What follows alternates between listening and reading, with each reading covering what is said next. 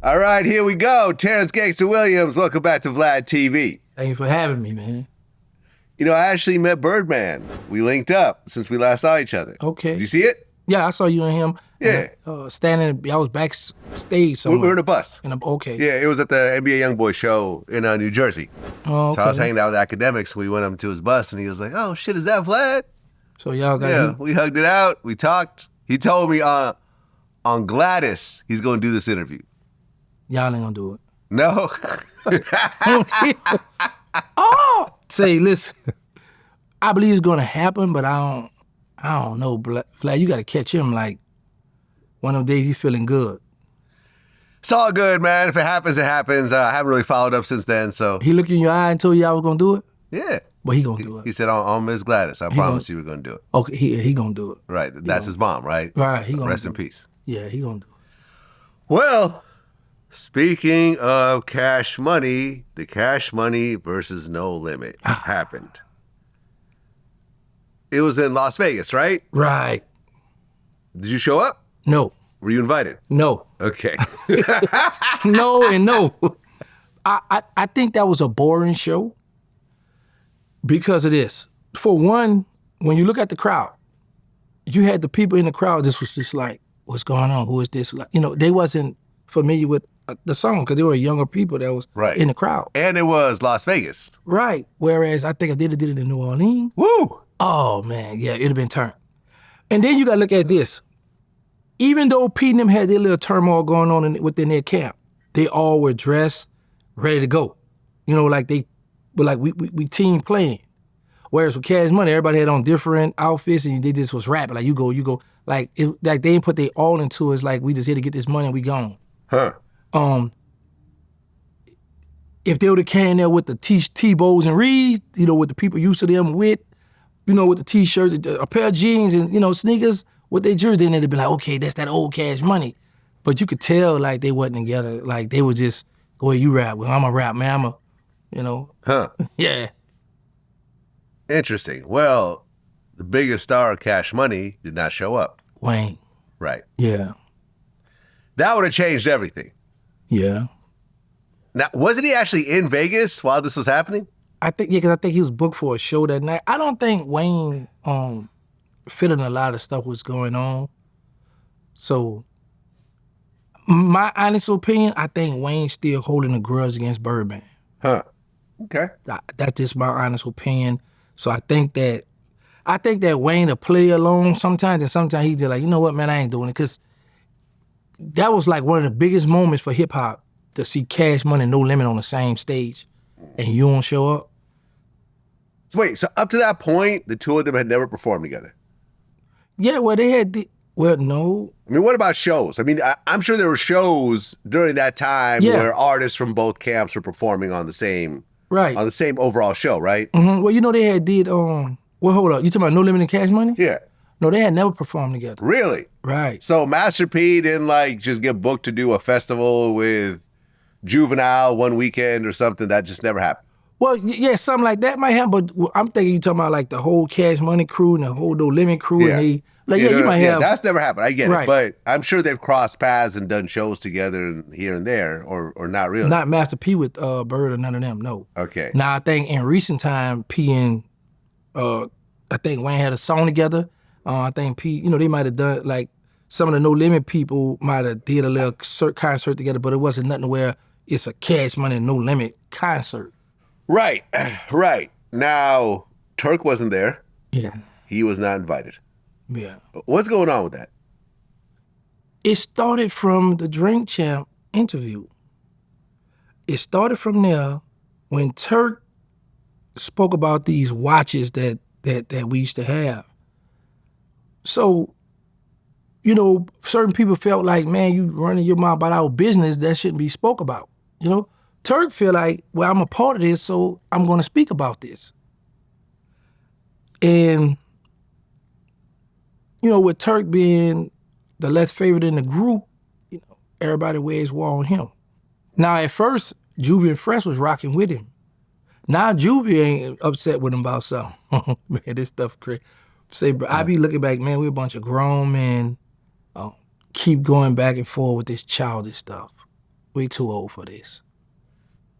Yeah, I think I saw a video of Turk. He was like at some like bar and like they were watching it on TV. Oh yeah, he did his own verses. His own verses. Turk did his own verses. Yeah, sure did. Yeah, he was in Texas actually. Yeah, I want to say Houston, somewhere out there. Yeah, I mean, look, my history with Turk, it was cool up until the point that he started to record my conversations and put them out. So y'all ain't never made up from that? No. Do you plan to make up with him? I mean, if he wants to reach out, I'll talk to him. Would you do an interview with him? At this point, come on, Turk been cutting up now, Vlad. He's due for one. I just don't. I just don't like my phone calls recorded. Right. I feel like at the point that you do that, then I can't really talk to you on the phone. So if we talk about that situation, I'm assuming that conversation is being recorded too. So I got to watch what I say, and it's like, well, you got enough staff on your team that could talk to him. Yeah, maybe. Y'all meet here. Yeah, maybe he could talk to someone on my team about it. I guess. That's time y'all time Turk get back on. I feel like with Turk, he'll just burn a bridge without really thinking how big the bridge is. I'm not just talking about myself. I'm talking about like Birdman and Cash Money and everything else like that. There's no reason why he should not have been part of that. He is a core member. He's really on those songs. He's really part of that music. He's part of that heritage. To get to the point where, and Baby, I feel is kind of reasonable most of the time. He's worked it out with a lot of people he's, had problems with over the past, right? He's had problems with pretty much everyone in Cash Money at some point. Yeah, that's a fact. You included. Yeah. Right? Big facts, yes. Right? I mean, everyone's pretty much dissed him at some point, right? Mm-hmm. I ain't never dissed him, though. No, okay, no, you're right. You've never dissed him. That's right. You've never dissed him, but I'm saying, like, Manny Fresh was unhappy with him. Juvenile was unhappy with him. BG was unhappy with him. Wayne obviously was unhappy with him. Turk was unhappy with him. Mm-hmm. Was there any artist that really rocked with Birdman, like, to this day? Yeah, I've never heard Jacquees say something bad about him. Okay. He came later on, though. Okay, so... Yeah, I mean, I'm sure NBA YoungBoy cool with him, too. Well, yeah, we saw that. What was doing it for him to let him come on that tour that long time. Yeah. But yeah, they didn't have that many artists. Yeah. Unless you count the people from Chicago. Remember they had Mickey and his sister early in the game. But other than that, or Mac 10. But other than that, I'm talking about the core, the people that were at the verses. At some point, they all had friction with Baby. Right. And it all got worked out. Yes. And everyone made money together, except for Turk. That's about to say. And Wayne. Yeah, but see, the thing is with Turk is this. And those are like the polar opposites. The most popular guy and the least popular guy are both not there. Because of this. Everybody that had a problem with Bird, they might have, they made their song, they did what they did. But with social media now, and with Turk being able to do his own podcast show, have his own YouTube channel, he's speaking out more and more and more, and then he's getting more of a fan base that's going with him, like, yeah, man, Turk. Because think about this here, like a lot of people jumping on a wave. Turk verse on "I Need a Hot Girl" is a hot verse. Mm-hmm. Back then, I was in jail, but we never looked at that verse like that. It was always BG verse that we liked. So now in this day and time, the people are like, man, Turk got the hardest verse on it. Turk got the hardest verse, and that be a conversation on social media where people be in the comments going back and forth, arguing about this. Yeah. So Turk have made him a household name on social media. And with that being said, it's reaching the mass. It's reaching people. So Birdman looking at it like, man, now you're being disrespectful. But he got a right to speak. But it's like, come on, man, pump and brakes. Okay, I'm going to hurt you this way with your pocket. But then I heard Bird was like, man, I'm going to stop doing him there because it's affecting his children and his wife. And they don't got nothing to do with our little riffraff. So it was said that they was going to come back together.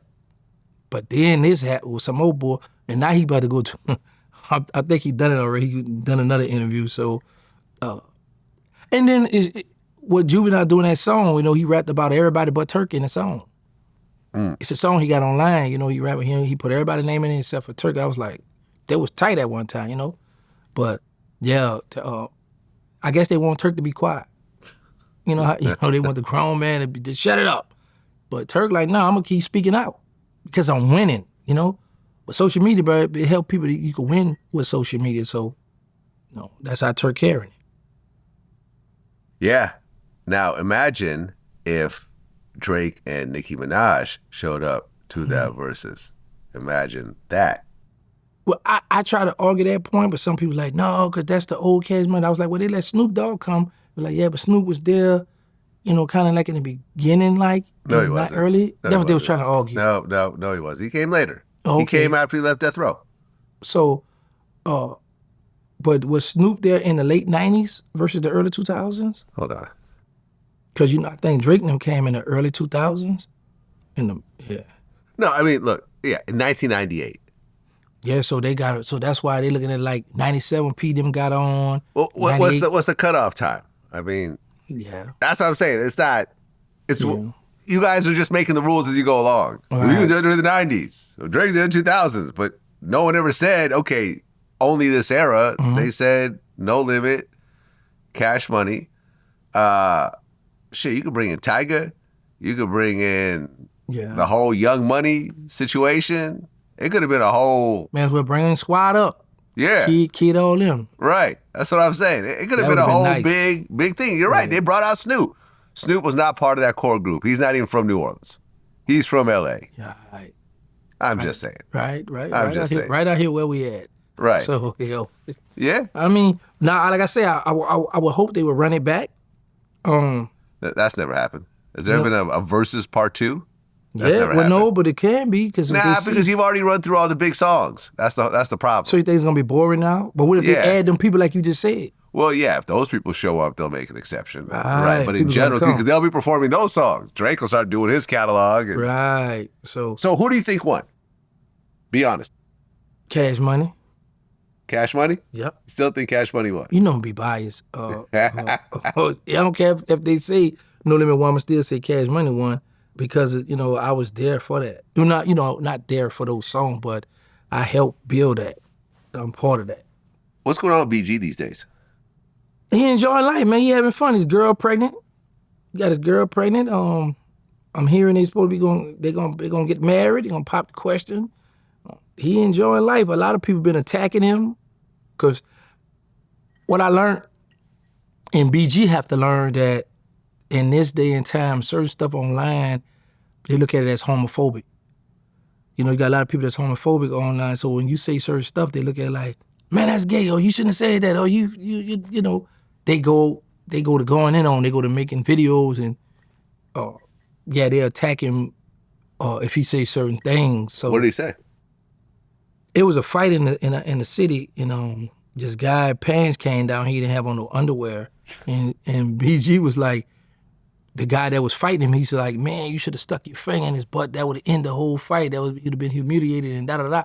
People was like, oh, yeah, you already got this jacket on. You've been in jail. Yeah, you don't do that. So, so you got to be careful what you say that whole line. Terrence, that's a weird-ass statement, man. Put your finger up his butt. Come on. You can't justify this. That was just a say, bro. You can't be like, well, they took it out of context. There's no context. I mean, hey, bro. Hey, but man, just to say, there's no rule in fighting. That's a rule that should be in fighting. Well, see, no fingers up the butt. How's that? Okay, you can gouge my eye out. You can bite me. Just don't put your finger up my butt. How's that? Yeah, so they went all for my boy, bro. Shout out to BG, man. Okay. Yeah, I'm rocking with Jizzle, bro. Straight up. Well, I had a podcast that we hosted on VladTV with Hassan Campbell, China Brim, and Harlem Legend.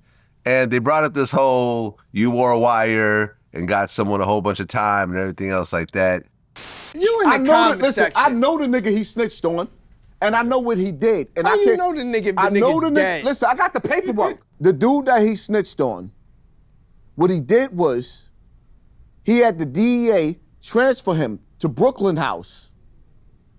Because this nigga had all these murder cases, he seen an up-and-coming young boy that had a couple of bodies. He's wearing a wire.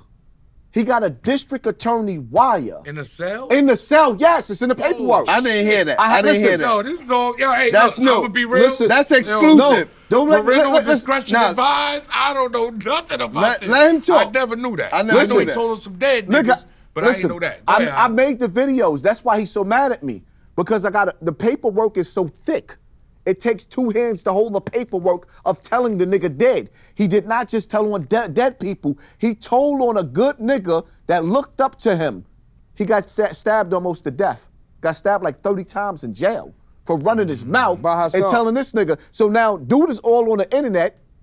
He's a famous rat being interviewed and lying, talking about he just snitched on the dead. That nigga told on real people in jail.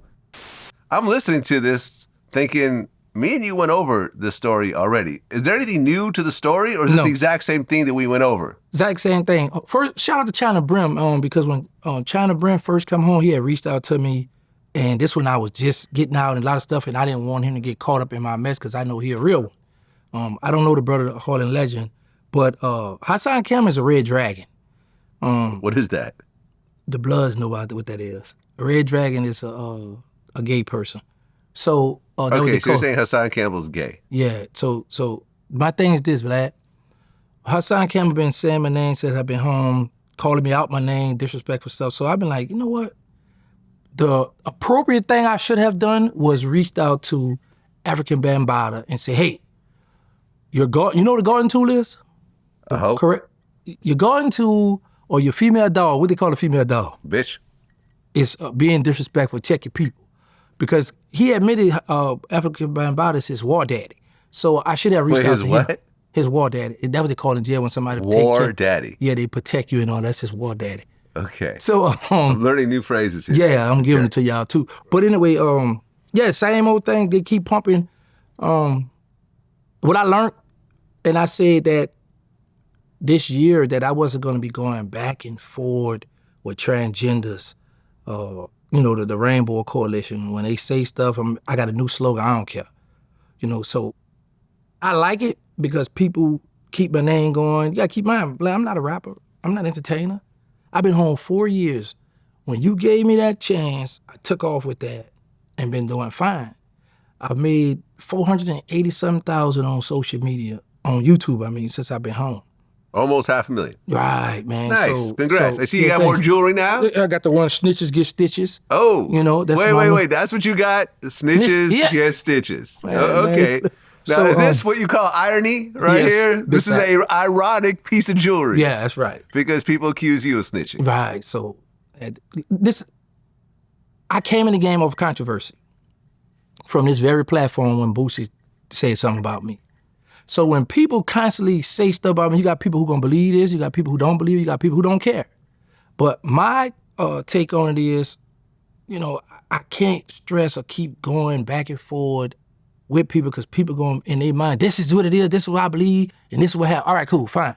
But with me, you know, I'm moving forward, man. I'm trying to get my movies going, working with artists. I got a lot of big things going on.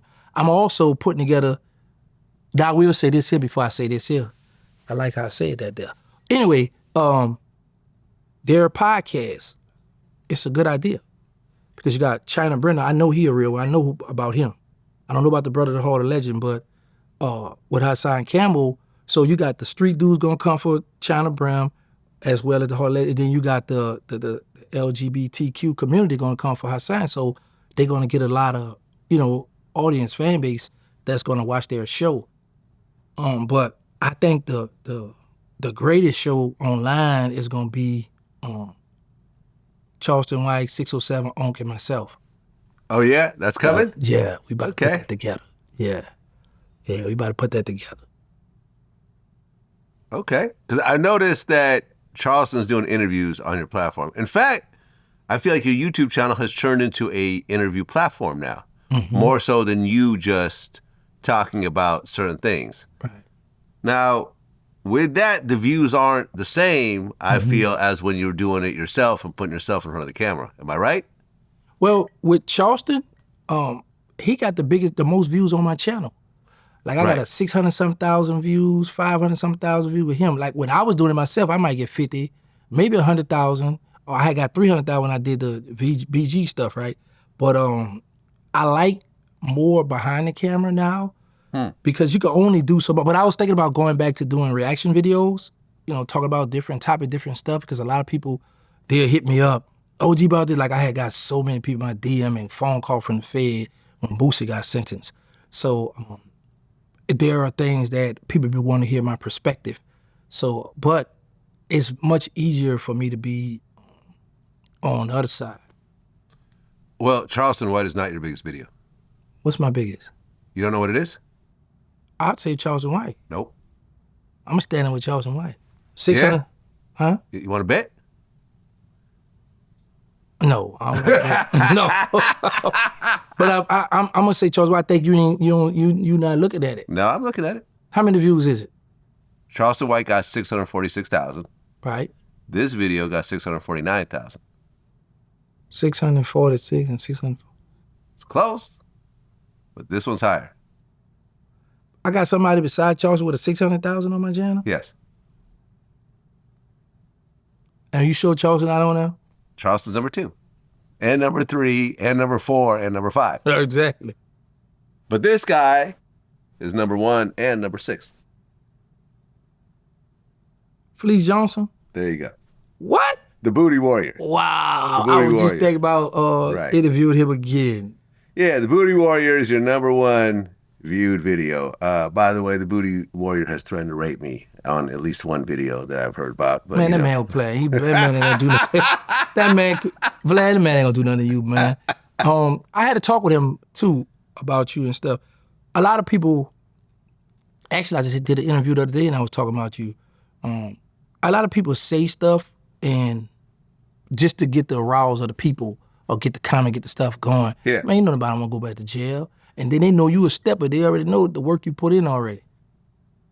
I'm not trying to go head up with the Booty Warrior, man, on any level at the end of the day. I mean, I understand why he's mad at me. In this case, I actually take responsibility because they did cancel on him.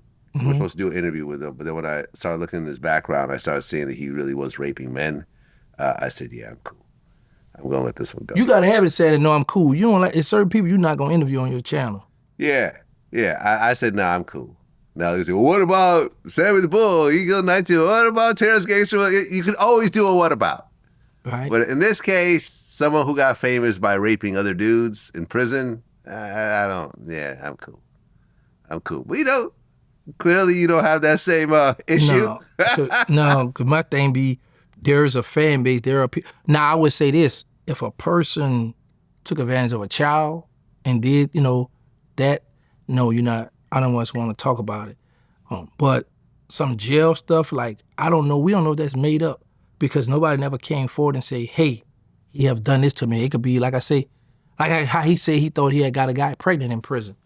So I think it just be shock value. I think it just be stuff where people say, Vlad, let me tell you what's crazy. I've heard this before. He thought that, because when he ejaculated into a man, he thought he got him pregnant? So. Well, had he actually had sex with a woman by the time he went to prison? No, it was his first time. You know something, now that I think about it, there was a video with Drewski. And Fleece Johnson, and it's Fleece saying, the first time I ever creamed was in a man's butt. Wow. And Drewski said, I can't even eat my food right now. Threw his food away in the trash. I was just watching Drewski last night, man. That's a funny guy, man. Yeah. I was just watching Drewski. Yeah. Yeah. At the end of the day, if he's getting paid to do interviews, that's cool. I'll just pass on this one. Okay, let me ask you this. Where did you hear that he was taking men butt and rape, We did some research. Oh, so we researched, we researched his story. Okay. Yeah. And not only that, he admitted to it on camera, that one viral video. That's how he became known as the Booty Warrior. Well, I thought because he grew up in jail and humping so many men that he took that name. I mean, look, I guess he didn't know Jumper, and he was like, no, I never raped no man. Like, I gave him a choice. We could do it the easy way or the hard way. I'm like, motherfucker, that's rape. That's rape. You're threatening violence unless they have sex with you. How is that not rape? How is that not rape? You're right. Right? Right. If I say, yo, you either do this or else. Right. Something violent's gonna happen to you. And the person, when you take something from somebody against their will, you're raping them. Right. Right. He's a rapist. It is what it is. But you got a lot of views on your channel, so I ain't know. Congratulations. Good looking out. Thank you. I appreciate you. You interviewed Finesse 2 times. Yes. Okay. Yes. That's a very controversial figure. Yeah, he been cutting up on it. Yeah, he just got arrested again, and I guess he just posted that Moneybagg Yo called the police on him or something. Oh yeah, I didn't see that. This is the newest. Yeah, I just saw it on my way here. I didn't see that. Yeah, Finesse 2 times, man. Real cool, humble guy, in person. Mm-hmm. We had a very good interview. I didn't want to get into too much of the beefing and the violence and the disrespectful stuff with him. I wanted to just do a normal, regular interview. But now I see he just been going off on all kind of rappers. I'm saying that's what I should have did. I mean, interviewed him with all these people you got a problem with. You know, how you feel, because he been gone, he been cutting up. But I tell people this. Because a person be viral on Instagram, I don't mean they're gonna be viral on YouTube. Mm-hmm. Because you got your Instagram followers and you got YouTube followers. I think it depends on how you create the interview, right? It's like, it's like Tekashi 6ix9ine. He did a lot of interviews, but the one me and him did went super crazy. Mm-hmm. But he even did like big platforms and didn't really do nothing. But I think if you present it a certain type of way and build it up as something, people are gonna come, even if it's a big Instagram person or whatever. Because Tekashi wasn't, really huge on YouTube. He hadn't done interviews in years. So I don't know. I think it has to do with the channel. It has to do with the presentation. It has to do with the titling, the thumbnails. There's a lot that goes into it. Yeah. Yeah. Okay. Yeah. See, a lot that goes into it. But I'm glad you're doing it. Yeah. I mean, I've been watching what you've been doing but I noticed this though. You don't use thumbnails. Not really. The thumbnails have the person's name and the number, and it has our logo, but we don't do a whole right. That's what I'm saying. You're gonna have the background. They're gonna know that's Vlad when they see these drones right here. Yeah, but I think people know our thumbnails by now. Yeah, I mean, at this point, this is 2008, so 18 years. 18 years I've been doing this. Man. Yeah. Yeah, I've been watching. Well, Boosie got time served in his federal gun case. How do you feel about it? I like it. Yeah, me too. I like it a whole lot. I look at it because he got children, and with me being older, I'm like, man, them children need us. So I had an hour-long conversation with a guy in prison now, having a debate about this situation with Boosie, because there is nobody from our hoods, nobody that we know from the streets that got a 922G and got time credit served. So a lot of street guys are saying, well, how did he get time credit served? And he didn't do time. He did a little bit of time. Remember when he got arrested? That's what I'm about to say, yeah. Yeah, so, and then he had an ankle monitor. Right, so that's what I told him. I was like, well, when he got locked up in that jail, I did a video on this. I said, once you get locked up in that jail, that county jail, that's time.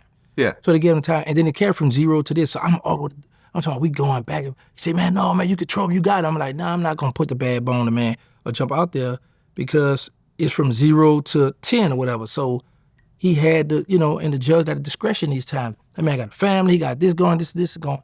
So I said, no, I ain't gonna. I could have, because I got a big following. People would have took what I said, because there are people that feel like that. With me looking at it, I don't, in my heart, I don't really feel like that. No matter what me and Boosie go through, none of that, I don't feel like that. And I know how the federal system go, where they got this discretion to, do that. So that's why I didn't jump on that bad way and put the bad bone on. Right, but he got time served plus 3 years of supervised release. Right. So he's gonna have to be, he's under probation basically. Right. Right. So get caught with another gun. That's it's over. You're gonna do that. You're gonna get that jail time. You're gonna get that probation time. Yeah. So and me and Seti Nash talked. Seti Nash broke it down too. So, but there are street guys that he's gonna have to show, like, how did you get this time credit, sir? There are people that's asking these questions. So what I will say, what I give him credit for, and this was a gangster movie he pulled, before he got sentenced, when they started that F the street movement, he was like, nah, ain't no F the street. I'm from the street. I ain't gonna say that, and we ain't pushing that. And I was like, whoa, boy, you wait to get sentenced and you started all this? So, I was like, okay, I see you, boy. But Yeah, I like that though. I like, you know, he got a child, he got children, he doing stuff. He making moves, you know, he doing the music. But yeah, I like that Boosie, he came out good. So it give a lot of people hope. But like I said, I wasn't gonna jump on, and I'm not gonna jump on the bandwagon that he did something to get that time credit, because I know when that judge feeling certain time way, feeling good, if you present, hey, I got a family, I own this business, I got this, this, and this, under the 3553A Act, you know, it's showing that, man, listen, man, I'm out here, I'm rehabilitated, I've been on house arrest, I got the anchor, I haven't violated. Judge saw that and ruled in his favor. So that's why I ain't push it. Yeah, 3 years supervised release, 300 hours of community service. He needs to do that, because I know someone, Sebastian Telfair, he decided to mess around on the community service. You know, judge sent him right back to prison. Yeah, man, they ain't gonna play with that. Yeah. So Boosie gonna be home. So he home on, you think he at home in PC? At home in PC, what does that even mean? I just want to take him out. Making up a new term? Yeah. Right. Also, he has a $50,000 fine for being a felon in possession of a firearm. I had a $25,000 fine. I didn't pay that fine when I was in jail because I felt like I got a life. Why I'm gonna pay it? But when I come home, when I got on YouTube. Oh, you had to pay it? Yeah, I pay $18,000 when I come home. Huh. Yeah, you gonna pay that fine one way or another, but in jail, they'll have you on a butt like say if it's like you pay $25 every quarter. But if your family sends you money, they're gonna make you, like I used to pay $100 a month. And I just felt like, man, I ain't about to keep getting y'all this money. So they'll put you on restriction where you limited with commissary and all this. When I come home, part of my supervised relief condition was I couldn't file for no loans, I couldn't get no credit cards or none of that. Well, I gotta go to my PO. So I talked to my PO, he's like, why would I let you do all this when you owe the government? That's just another bill. So instead of you paying this extra bill, you could be paying this your obligation. It's fine. Makes sense. Yeah, so when he said that, man, I started giving them people $1,000 a month, and one time $5,000 a month, I just started knocking it down. I was feeling good. You know, YouTube paid it all for me.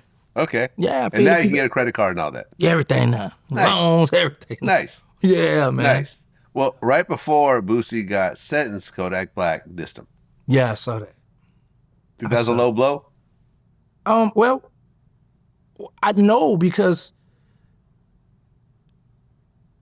why are we mixing, okay, I'm going to get sent into dissing you, whereas that's just entertainment. That's you know, because what I'm trying to gather is, how would that hurt Boosie? You know what I'm saying, the diss. I just looked at it like, okay, he dissed him, Boosie going to be able to either rap from jail on the phone and get him back, or before he turned himself in, he could respond, because the fans want to hear Boosie respond. You know what I'm saying? So I just thought it was like something, well, Kodak was just trying to get his fans riled up, or, you know, get something going. Now I can see if he said in the rap, you know, you should be doing time because you did this, because you saying F the streets, you know, if there was something that he was trying to push that, then of course. But man, I just think it's the young man, he looking at Boosie and feeling like, you know what, I'm gonna target Boosie in the rap game. Out of all these rappers he could have targeted, you know, him and Boosie been having that back and forth anyway. So yeah. I just don't like that people try to put them two in the same category now. Well, I just did an interview with 1090 Jake, and we talked about the interrogation video with Kodak Black. You know what I'm talking about? No. Yeah, so I guess something had happened where I think Kodak was 18 and some kid that was like 17 had stolen from him, and he like tracked the kid down and beat him up and got arrested. And the interrogation video, he's naming the kid's name and he's naming the people who told him who it was, and like naming an accomplice and whatever else. And yeah, it's a legit video. It was a long time ago. So Kodak, his house got robbed and they broke into his safe. They stole his jewelry. Kodak apparently went around the neighborhood trying to find out who did it.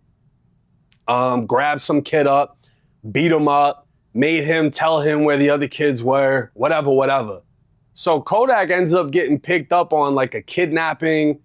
He got charges basically for beating up this kid, throwing him in the car, trying to figure out who took his shit, right? The kid's 17, Kodak had just turned 18. So that's why it was on a minor, right? In the midst of that, when he's in the interrogation room, the whole time he's like, look, they took my shit. I just want my shit back. If we can just make this all go away, I'm cool with that, but they the ones that took my shit. So he goes through the story of telling the police, I went to this dude said, these 4 people did it, yada, yada, yada. I went looking for those 4 people, et cetera, et cetera. And then the police are asking him, yo, who was your friend that helped you? He's like, oh, I don't want to name him, whatever, whatever. And then he ended up naming his friend that helped throw the kid in the car. With these rights in mind, I am willing to make a statement and answer questions without intertwining as lawyer present. I understand that I can stop answering questions at any time. My homeboy put in a call, but what's your homeboy's name? I don't know his real name, but that's my homeboy. Though. He ain't hit him. I hit him. What's your homeboy's street name or Tito. rap name? Huh? Tito. Tito? Yeah. He don't rap. He Spanish? Nah, he black. But he wasn't even at my house. He just long dread? He got dread. I didn't want him to rat his homeboys out like that. He just told me everything, big names. Even he told me one Instagram, one of the boys' Instagram name. I still remember it right now. Young _ BOII boy. Which boy? _ real. I think that's Louis' Instagram name. I remember the fact, but it's all in my voice memo. He telling me the Instagram name, all type of stuff. Like he's 100% sure they took my stuff. People don't care about a long time ago. Long as they got some evidence on you, they gonna hold it against you. He's 28. Yeah, so this is 10 years ago. Okay. But yeah, no one really cares. You don't even know about it. No. I guess Jack Boy had the video. He released it. Yeah. And yeah, no one really cares. Yeah, and I don't care, but I just like to listen to the music. So when it comes to the music, I'm a fan of both of theirs. So when it comes to their street, because I live the street life, so when it comes to that street life stuff, and I denounce the street, so I don't care. I don't hold whatever you did in the street. I want to know what you're doing on the track. So in my mind, it's just my belief. I don't think Kodak could handle Boosie with dissing with music. I just don't think, because I could hardly understand what Kodak be saying. No, for real. Shout out to Kodak. Yeah. Like I said, I support the young brother, but I could hardly understand what he be saying. So, yeah, I want to see them go back and forth on the music, though. Yeah. Yeah, I mean, there's actually another video that 1090 Jake did, because I guess there were some other guys that are being investigated for something else. And one of them mentioned, I think in a text message or a recorded phone call, that Kodak Black offered $20,000 to kill his friend Wiz the Wizard. How long ago that was? But it was a while ago, but it's not, it's one of those things where it's just hearsay. That's like me calling someone, yeah, I heard that Will Smith put $100,000 to kill Tom Cruise. Boy put 20 on his head, though? Yeah. Wow. I like to say, nah, for real. So, do they have Kodak Black actually telling this dude this, or no, the guy just saying it's it? Two people that are not Kodak Black talking about the situation. I know how the rumors get started, because they had a rumor that P had a hit out on my head, and P did a song like, man, I moan behind my family, can't without people saying I got a hit on this, hit on that one. So I know how rumors get started. So sometimes you got to stop it before it get laid, because it'll get laid, grow up, and get to running, and people take that and run with it. I don't know their situation. I don't know to what extent that Kodak would go that far to want to put a 20, unless he disrespect moms or slap moms or spit on moms, slapped him or something, but just to want to take him, I don't know, bro. Well, then there's the little Durk situation, who is being charged by the feds for putting a hit out, which ultimately ended in Lil Pop getting killed. And that trial is getting pushed back to May, I think.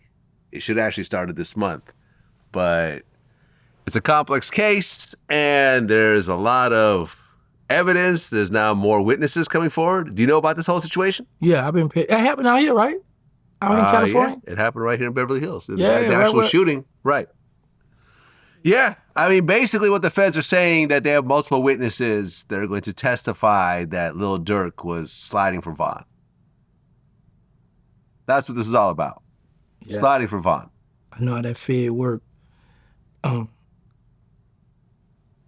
know Lil Durk want to get back out, because, when he was at the height of his career, they snatched him.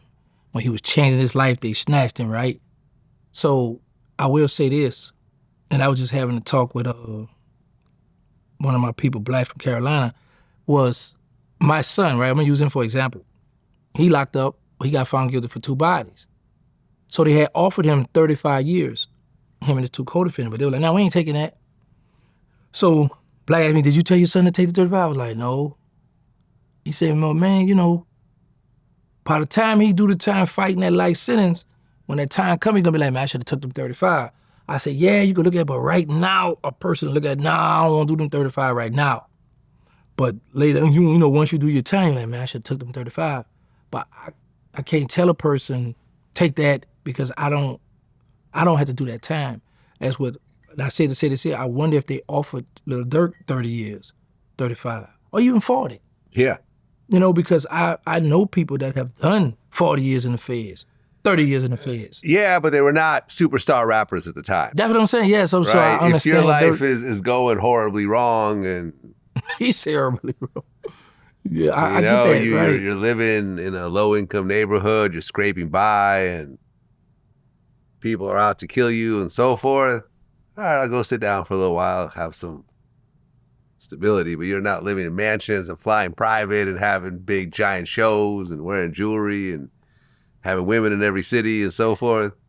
Right about that. It's a little harder. It's a little harder. Because, you know, if you really think about it, right, I don't think a rapper has ever been charged with putting a hit on somebody.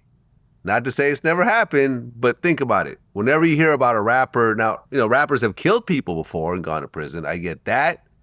But actually putting a hit out that turned into someone getting killed? Boosie. Stop it. Cut it out. He went to trial for that, Vlad. Did he win? Yeah. There you go. Bro, you say you don't think there was a rapper that was charged for that. He was charged for that. Okay, fair enough. He was charged. There's never been a rapper convicted of it. Okay, well, say that then. And, I mean, that's still the case now because Lil Durk is still awaiting trial. Yeah, you're right. No, Lil Boosie was on death row for, was it a double murder? I thought 2-3 murders. Yeah. You know? Well, he beat it. Right. He beat it. Well, he was, you just say, you know. No, you're absolutely right. No, you got me on that. You're absolutely right. Boosie was accused of that. He beat that. And Lil Durk, listen, hopefully he beats it. Yeah, I know, man, because I just be looking at Durk was taking care of so many people, showing love to so many of them, and now they all turning on him. Yeah, I guess he was in solitary for 130 days because they found him with an Apple Watch. Yeah, I seen that. I seen that. When I was incarcerated, I was scared to mess with cell phone. That's why when I come home, I'm behind on learning how to work these phones because I wouldn't touch them in jail. I was scared to touch them phones in jail. Right, because you get a new charge. Yeah. And when Obama, because like at one time they give you a write-up, 100 series shot, they stay on your jacket for 10 years. Then when Obama stamped, you get called, y'all could charge him now? I said, oh no, man. So I would never mess with, like I don't really know how to work an iPhone to this day. Okay. I've been home 4 years. Oh yeah, you're on an Android. It's always green with me and you're texting. You see the Android right there. That's right. Push right. I got you. That's right. Big fact. Well, I had Tekashi on my show. He did his last interview before he turned himself in. And he's convinced that this whole fuck the streets thing is really 21 Savage and Young Thug saying, you know, this whole Gunna is a snitch thing didn't work out. He became the biggest artist out of Atlanta. And now our albums aren't doing that well. Let's say fuck the streets to justify working with him again so that they're not gonna, our fans won't denounce us for doing that and opening the door for that.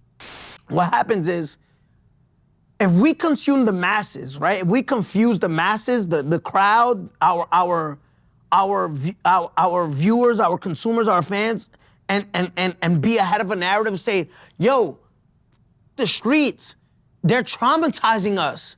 All they do is put us in jail, causes us pain, deaths, life sentences in jail, right? What the consumers say, oh my God, our idols are saying f the streets. So welcome, oh my God, you're right, rapper. You're right, idol f the streets. So now you're like, yo, these stupid fans are believing us, right? Streets, yo, Gunna, come in. Doug, make music. Right now's the time. Everybody's behind this movement. Make music. All right, listen, bring Gunna back in because he's doing better without us, right? Bring him back in. Hurry up. Come. Make music. And then when the song comes out, they're like, yo, it's the streets, bro. This traumatized us, bro. We're not gonna let this fuck up black love, bro. But it's all a manipulation. What do you think? Yeah, I look at that like that too, because we always gotta say, okay, if you never would have got in trouble, would you be saying F the streets? You know? So by being, you gotta keep in mind, Thug was the glue for Atlanta, for a lot of those rappers. You know, so Thug was making the plays, helping people get on.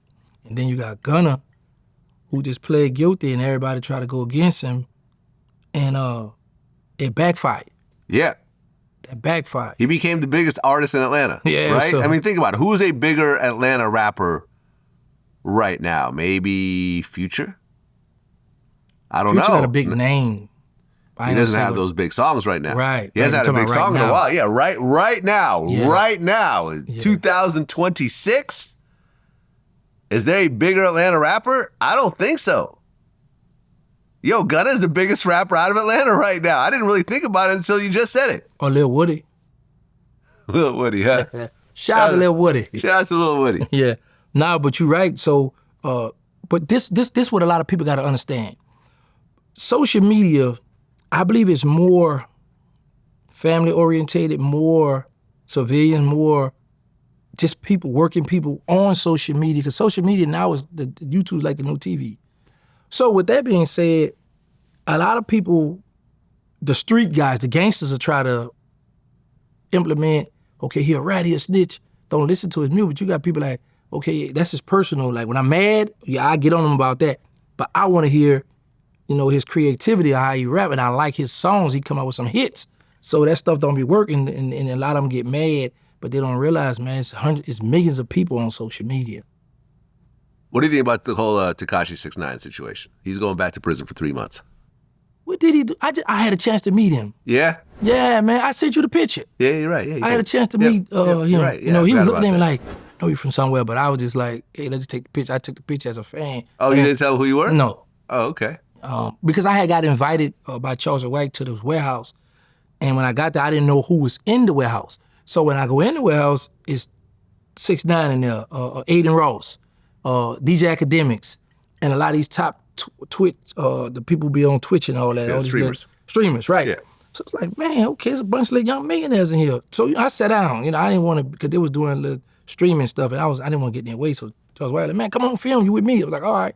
So I started, because I didn't want to overstep my boundary. I got invited, and I know some of them guys might not want the picture, you know, the phone in their face, but when 6ix9ine come out, like, man, let me take a picture with you. So we just took the picture, and he was looking at me like, man, but I ain't say nothing. And he just went on, finished doing his stuff. But yeah, I got a chance to meet him. What was the situation? Why he had to do 3 months? I think originally they had found drugs at his house, and then he got into it with some guys in the mall. I guess some dudes like ran up on him, was like, yo, they flashed their gun, yo, you're lucky, I would, you know, shoot you right now if it wasn't, you know, if you didn't have your girl with you or whatever. So I guess 6ix9ine and his man like jumped on the dude and beat him up. And then the guy went to the police and pressed charges, and that violated his probation. I'm buying sneakers, and the dude comes up to me and says, yo, you lucky, he got a gun on him. He said, yo, you lucky you with your family right now, you fucking rat. If it wasn't, I'll do it to you, right? So I defend myself, right? Okay. I put hands on him. Ironically, the nigga who called me a rat, the next day calls the cops saying he was attacked by me. So the guy started with him, messing with him. Yeah. 6ix9ine retaliated, and the dude go tell on him. Yeah, so that along with the drug case, the judge gave him 3 months. That's not a lot of time. Right. That's kind of a slap on the wrist. That's what I'm saying, like 3 months, boy, you could do that in the county jail right quick. Yeah, I mean, he's probably going to 90 go. days. Well, yeah, I guess he's going to be locked up with Maduro, the Venezuelan president. Oh, yeah? Yeah. Okay, well, kick it with it. Wait, no, because he locked it, so he don't got no more pull. Well, he might still got some of the people in office, because people always do that, but 3 months, that's going to go by so fast. So they're going to be writing them in. Now, you know, when you got a lot of motion, 3 months hurt, but like you said, it's going to go by so fast because he going to have people going to be writing him, and he got money in jail. That's what you need, money. He always feels that because he's Mexican, they gave him a hard time over the whole snitching thing, whereas Gunna is one of the biggest rappers. They let that go. People like Kodak Black, video comes out, no one cares, et cetera, et cetera. You know, he even said, you know, he talked about 21 Savage had a whole bunch of tweets that was like, yeah, you know, when Gunna snitched the first time, we brushed it under the rug. And, you know, when P snitched, we let that one go because he put on a lot of young dudes in Atlanta. And he's naming all the snitches and everything. And that's when, oh, fuck the streets, blah, blah. 21 Savage said that, yo, they knew Gunna was ratting the whole time, but they swept it under their rug because it was convenient for them to keep the city together, right? They said they knew P was ratting in 2018, but he was putting, and these are, I'm not making this up. He's so mad that he tweeted that out because now it's like, damn, the internet never forgets. The internet won't ever delete that. You know what I mean? And not only this loud fucking Mexican nigga is making the world know that I'm a contradiction to the streets' beliefs. These niggas bend and break the rules only when it's convenient for them, for black people. You know what I mean? You know, I'm a fan of 6ix9ine. Yeah, me too. I don't think it's because he's Mexican. This is what I'm looking at. It's like this. What they're looking at is you actually had to get on a stand. Oh, Gunna didn't. Gunna just played guilty. Yeah, this, I agree that this, and this. So what 6ix9ine is like, by you, even though they show how the dudes done him wrong, done him dirty, did everything to him, so he really was acting as a civilian, but you running with this gang. So when you got, the people be like, you from the hood, you know what you get yourself into, yada, yada, yada. So now when he got on that stand, that's what make him, people be able to target him and show the favoritism. Okay, we can sweep it on the rug with Gunna, we can sweep it on the rug with this one and that one, even with the, what is his name, Atlanta, with the Young Thug situation, with the interrogation tape, we could sweep that on the rug because nobody do time behind that. But with you, 6ix9ine, they did time, and this is, so I don't think it's a race thing, because we, blacks look at the Mexicans, the Latin people, Latinos, whatever, all us brown people, like I said, I just think that they looking at like, cause you got to understand more, I get a hard time. Right now they got people underground, not underground, but smaller little Instagrams and a little chick, they all trying to, troll me, but I be like, your view's not up, I'm not gonna entertain you. Well, 21 Savage did an interview where he said if they go on a drill and someone gets killed, they're putting everything on him. Supposed to. Right, which is exactly what you did. Yeah, but 21 Savage saying it, did it translate to you? People are like, oh, look, 21 Savage They sent it to me, but I was like, first of all, y'all sitting down, he don't stamp me. You know what I'm saying? He a little youngster, you know what I'm saying? I like what he doing. I like what they doing. I pay attention to all of them youngsters. But I'm like, I'm living my life, them dudes millionaires, them dudes rich, you know what I'm saying? Whatever the case may be. So I just be like, I am just happy. Like they say, you an old head, you washed up, you don't got no more say, so I'm just happy to be associated or have me a mention with these youngsters, you know what I'm saying? So I can get my little stuff in there. Yeah. Well, I did an interview with Abdul Robinson Sr., a.k.a. Queso's dad. Okay. And that was a very interesting interview because that story is very complex. And there's a lot of facets to this particular situation. And ultimately, I agreed with what he did. Do you agree with what he did or no? Of course I do, because this is my thing. If I'm at home, I don't know nothing about what my children out there in the streets doing, and y'all call me and be like, come get me. So now I come pick you up. Then you tell me all this.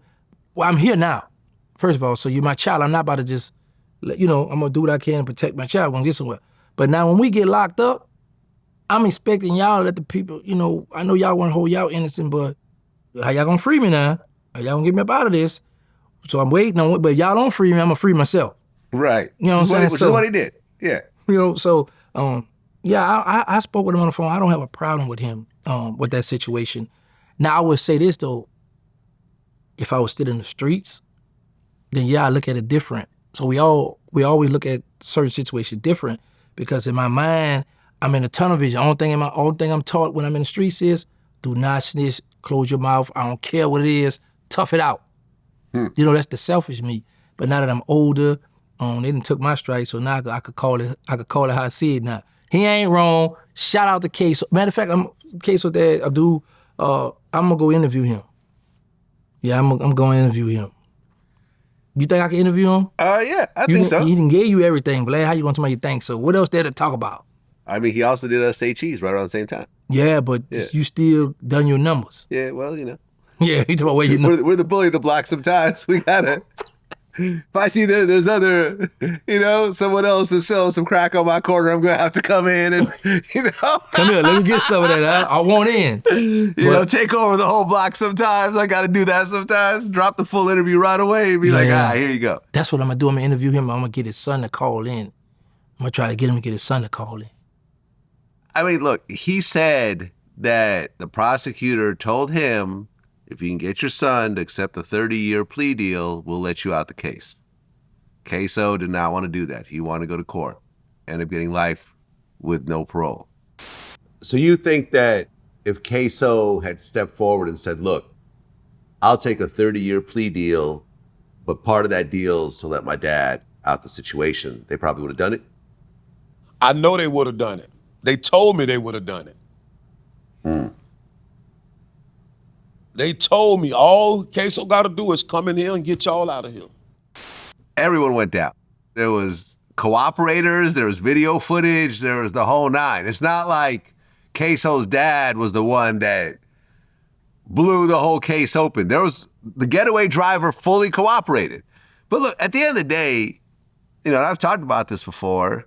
If my son calls me and said, hey, Dad, come pick me up, and I show up and he said, well, I just kidnapped this woman in this house behind us right after I killed somebody down the street. Help me get away.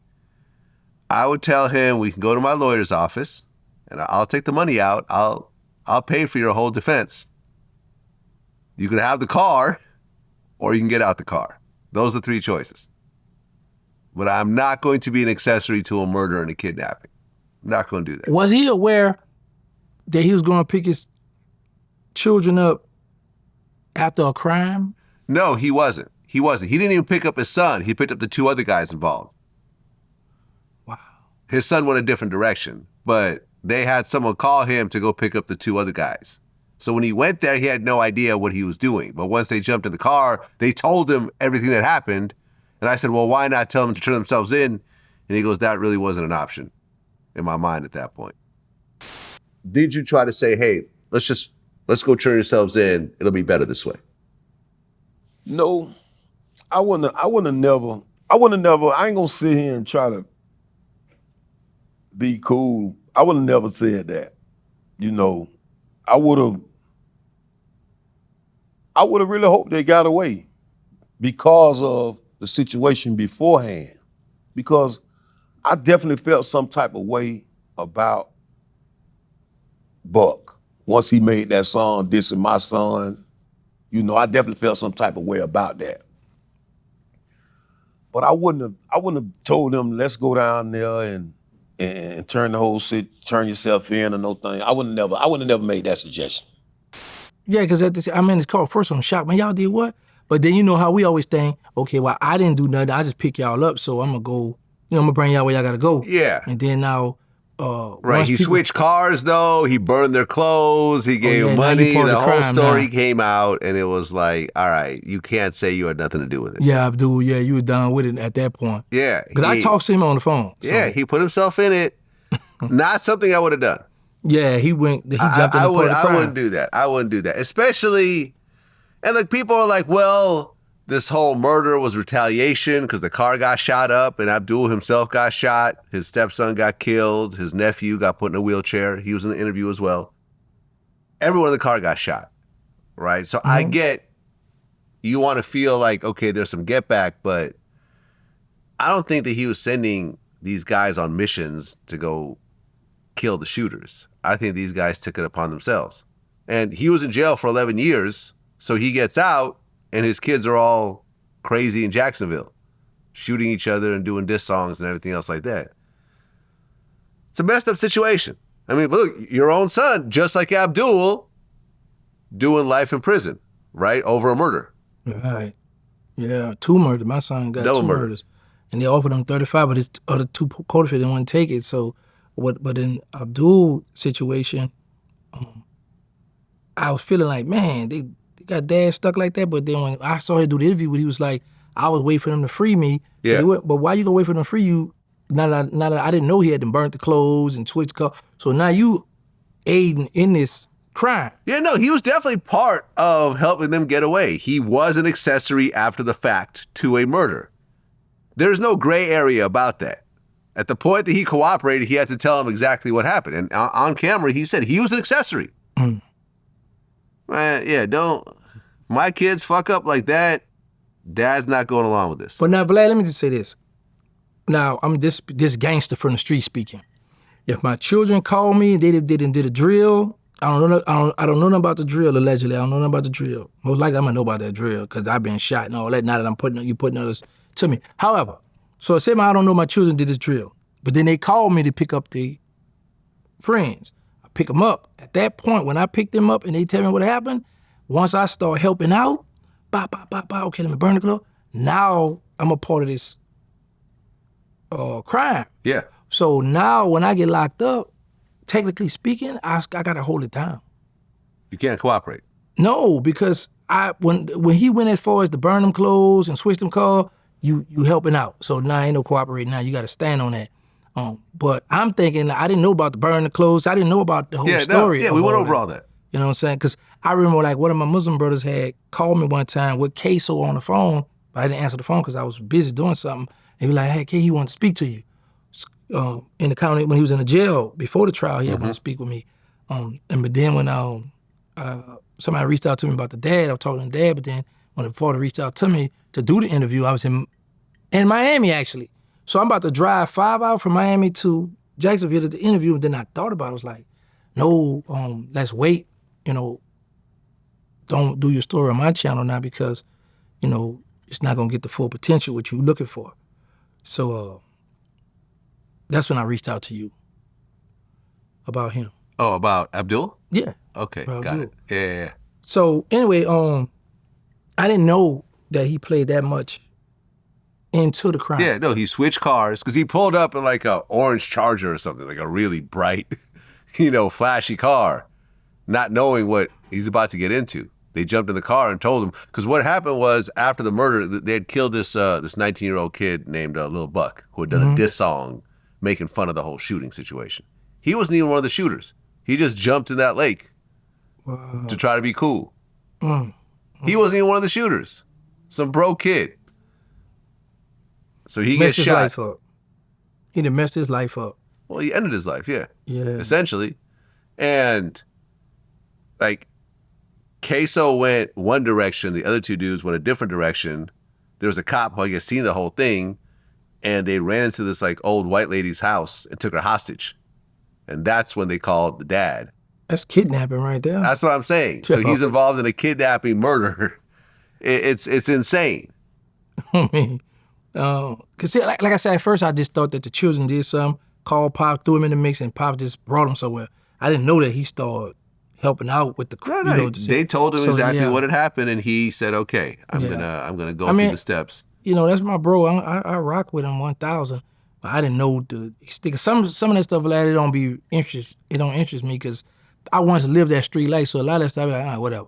You know what I'm saying? I don't be caring about it, but now that you breaking down the whole situation to me, I didn't know that, and I'm gonna talk with him about that too because I want to go interview him, and we're gonna talk from the street perspective to the cooperation perspective because we got to be held accountable when we cooperate. Well, yeah, because Queso is actually facing a second life sentence for another murder. Some guy named Bibby. So now I wonder, is his father going to be there for him? Well, Queso's on social media saying that's not my dad. I want a DNA test and some. Oh, I think he's too happy about the interviews. So my thing is, if you saying ain't your dad, well then now you just relieve this man here of having to take care of you while you're in prison. So this one man, you don't got to do nothing for. Yeah, it's a messed up situation, and I hope that none of the dads that are watching this ever get put in this situation, because it's a very messed up, sad situation. And I could see how in the moment you just go along with helping your son out. Next thing you know, you're 50 years old facing 30 years, meaning you're never getting out. And, you know, Abdul just had like 2 young kids recently, and yeah, man, just messed up. My children know better. Even the people I'm cool with know better. They better not. I don't, but that's the thing. How they arrested him? Well, he was already incarcerated? No, one of the guys got arrested and he started cooperating. Then they went and picked him up at his house? Yeah, then they started picking up everybody. So Abdul let him lock him up, try to ride it out at first. Then he decided to tell. Yeah, Abdul was locked up for like, I think, a couple of years, 2 or 3 years. Oh, he was going hard with him? Yeah, no, he was locked up, not cooperating until it started to get closer to the trial, and then... Trying to tap out. Man. Yeah, and you know, he had to get on the stand and look at the video and say, yeah, that's my son, that's how he walks, that's the type of clothes he wears, et cetera, because, you know, he's wearing a mask in the video. So he was helping out the prosecution. Now, that would have been hard for me. I could throw the rock and hide behind. I can't, nah, for real, like somebody who I done went half with a woman that had his child. This is my son, I love my son. I can't get up there and he got the mask on and identify, yeah, that's my child. Yeah, he identified him. That's going, nah, I can't. Then on the flip side, they also found the clothes and everything else like that in his house. I understand so. all that, but just to say that's my child, that's my child. Yeah, he got on the stand and said, and he even said, listen, I can't talk that gangster shit anymore after what I did. Like, I get it. I respect that part, but I mean, I got 5 boys, well, 6 now, he be 2 go with on me. Now, I might could tell the people, yeah, my son did it, but I can't tell that jury, yeah, that's how he walk, that's how he talk. I know my child, because the jury know, okay, if this is his fault, he know his child. Yeah. So that's what convict him, right? Yeah, no, I mean, you helped him get convicted. You could say, well, there's all this other stuff, but you helped. Yeah, I can't do that. Man, boy, that took some, but I got to talk with him, like, what was you going through? Like, I can't do that. Now, I'm like, if my child did something, I'm like, to the agents, yeah, my boy did that. But I ain't about to be on the grand jury. Say, yeah, he was on the stand. I don't got the balls to do that. That's my son. Yeah. Nah, I can't do that without, man. Abdul, we got to talk. I got to have, that's going to be a good conversation. I got to talk. What was going through your mind? And your son right now looking at him like, Dad, you doing me like this? That man got a mask on. They don't know that's him. Man, that's what cooked him then. Well, you interviewed Hernandez Govan. Okay. I did his first interview. Yeah. It was like right after he beat that case. Right. What was interesting about that interview was that he accepted a plea deal, right? Let me look at the details on this, because this is actually a really weird part of the story. So what had happened was Hernandez Govan accepted a 10-year plea deal, admitting that he was the go-between over the Young Dolph murder case, right? He was facing 30 years. He decided, let me take the 10, and state case, I could do 5, whatever, I'll get through. The day before it went to trial, I guess they had brought the plea deal to Young Dolph's family, and they said that's not enough time. So the DA took the deal off the table. Then he went to court and won. So in a way, Young Dolph's family freed him. So, you know, we decided that it was in my best interest to take the 10-year deal. I signed the papers. You signed the 10-year deal? 2 weeks ago, maybe not even that long. I signed the deal for 10 years. I had conditioned my mind. I'm like, okay, I made a few phone calls to the few people that care about me and talked to them about it. And I had almost a year of jail credit already. So if I could get to the penal farm and do 3.5, 4 more years, I could possibly be home. So I just felt like that was the best thing to do. So I signed the deal, and they took the deal, and they went to the family, and the family rejected it and said they didn't, no deal. The family of Young Dolph? Family of Young Dolph. Have to accept that? They have to accept it. They don't have to, but for whatever reason, the DA was dancing to their music. Okay. And so when they rejected it, it was trial, because I wasn't taking the 15. Yeah, that's a fact. If they would have said, yeah, that's cool, 10 years, fine, we'll take that. I didn't even know that was possible. I thought that at the point that the DA brings you a plea deal, you have a certain amount of time to sign it, and it's valid during that time. I didn't know they could just pull it away. Yeah, the judge could also, because like you do it, they gonna tell you, this is not bound. It's the judge get the last say so. Right. Well, he signed the plea deal. Yeah, so they violated right there. Once he signed, the prosecutor shouldn't have been able to say, no, that's all it takes, because I didn't sign. Well, I guess the prosecutors didn't countersign. Okay, but still, when I sign, I'm admitting that I'm part of the guilt. Yeah. Now I got to go to trial, so y'all got this against me. That is an excellent point. I did not even think about that. They could have said, this guy signed a plea deal, admitted to doing it. Right, you took the plea, but then, you know, some people still be like, I'm going to just plead out. I'm innocent, but I'm going to take You know what I think? I think in that particular case, I think they would have to exclude that from the jury. Yeah. I think that would taint the jury way too badly. I think it would cause a mistrial. Because think about it, you're right. That'd be automatic. Everyone would do that. Sign this plea deal. Okay, sign it. Never mind. Let's go to court. Right, now we got you now. Everybody signed the plea deal. Find him guilty.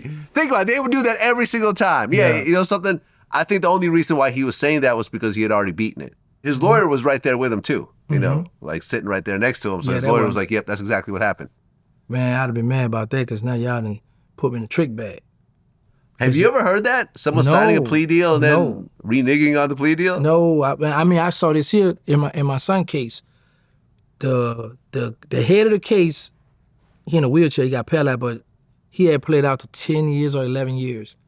So while doing the trial, when the judge hearing on it, so the judge told the prosecutor, as for Timothy Jackson, I'm not going to honor that plea because I can't see myself giving his little soldiers more time than him.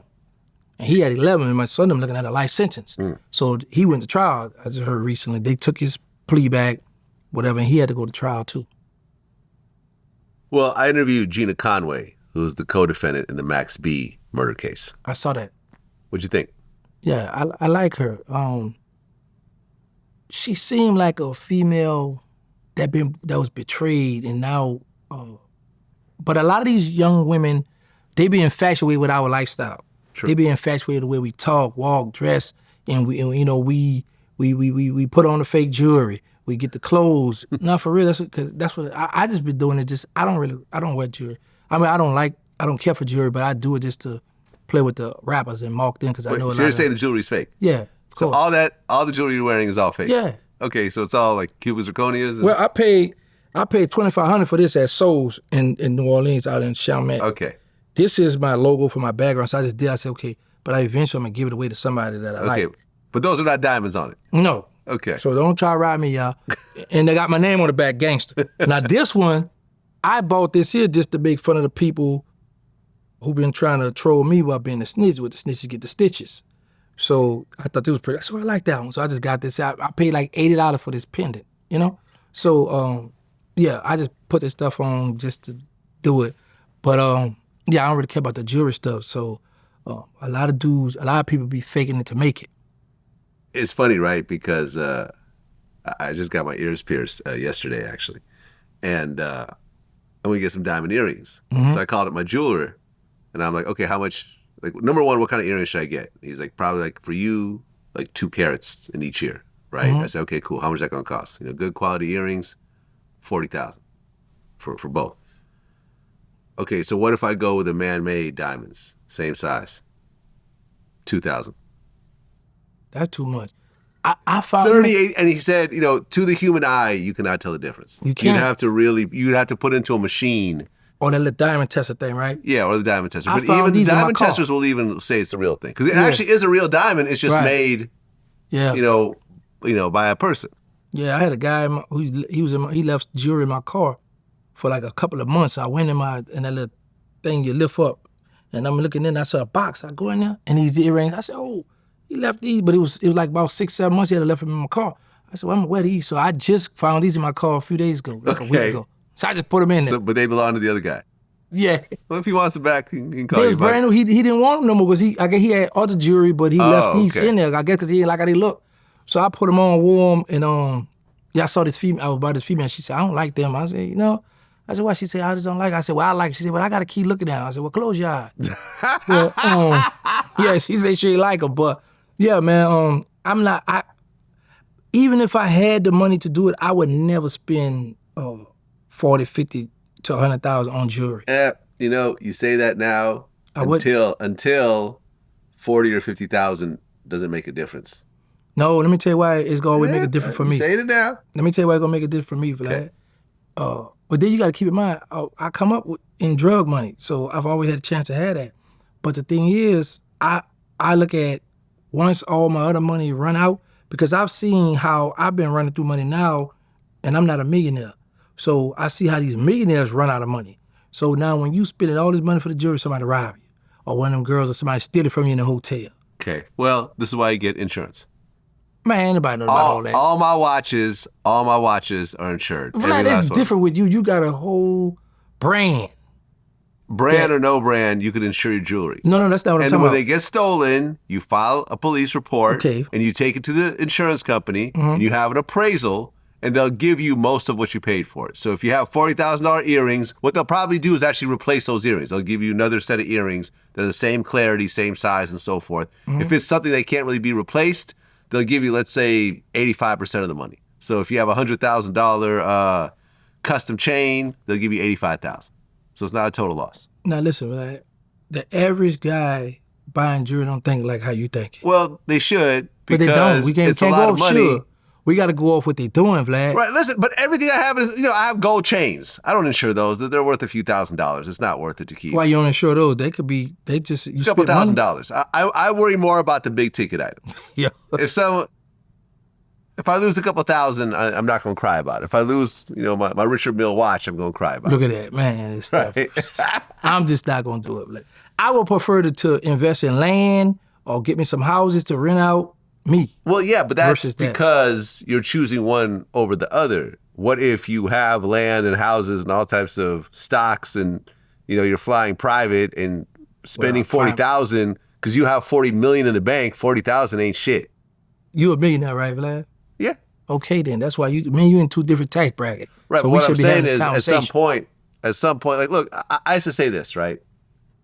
I used to say I'm never flying first class, no matter how much money I have. It's a waste of money. You get into the same location, takes the same amount of time. The ticket costs 5 times as much. This is stupid. I'm never going to do it. I flew first class for the first time, and I said I'm never flying coach for the rest of my life. Man. And since that time, I swear to God, this has been about 15 years, I have not flown coach. In fact, if there's no first class ticket, I'll cancel the whole trip. I swear to God. Because I realized that my comfort is worth a certain amount of money. I like to arrive where I want to be, well rested. Right. A lot of times I'll take a night flight and I'll sleep, the lie flat beds. I'll sleep on the flight. I get up, I'm rested, I'm cool. Man, all night flight and coach in the middle seat, in the back, you show up fucked up. I would say this. I love Spirit, right? I will not fly Spirit. I love Spirit. I will not fly Spirit. Let me tell everybody who listening. Go online and see how much the ticket costs. Then go to the airport. It's cheaper. Now, when I got on Delta to come here, they got the TV on. I said, man, oh boy, I like Delta. Boy, I'm gonna start flying. I said, no, slow down, Gangsta. Go back to your Spirit. It's cheaper. It's gonna get you there. Because it is. Will it get you there? Yeah, it's gonna get you there. Let me just say this. One thing we know for a fact, Vlad, go do your research. It's been known, we've seen Delta, American Airlines, all them planes hit the ground. We ain't never seen a Spirit hit the ground. Spirit is like the one airline that's never gone down. And it's cheaper. That's because sometimes they don't even leave. Yeah, they'll tell you time after out. a 6-hour delay. Yeah, so I love Spirit. And let me tell you, I feel like Spirit is the Waffle House of the skies. Okay, I agree with that. You see more fights in the Spirit lobby than any other airline combined. Okay. Am I right? Yeah, no. Am I right? Just like when you go to Waffle House after the club, I've seen at least 3 fights at Waffle House, and I've only been, to a handful, So they got Waffle House out here? No, they don't. Yeah, Roscoe, right? No, they got Roscoe's out here. Yeah. Roscoe's cool. I mean, rest in peace. PNB Rock, he got killed at Roscoe's, but it was the Roscoe's in South Central, which is East LA. There's one in Hollywood that's in a residential area. It's nice and safe. Okay. But yeah, in general, Roscoe's is cool. But Waffle House seems like there's always fights at Waffle House. I've seen like 3. I love my Spirit, Vlad. That's what I like. Yeah, I'm not rocking with Spirit. No, I'm good. I'm good. I'm not doing Spirit. I think I may have flown one time in my life. I said, I'm not doing this again. I don't like Southwest either. The fact that you don't have a seat.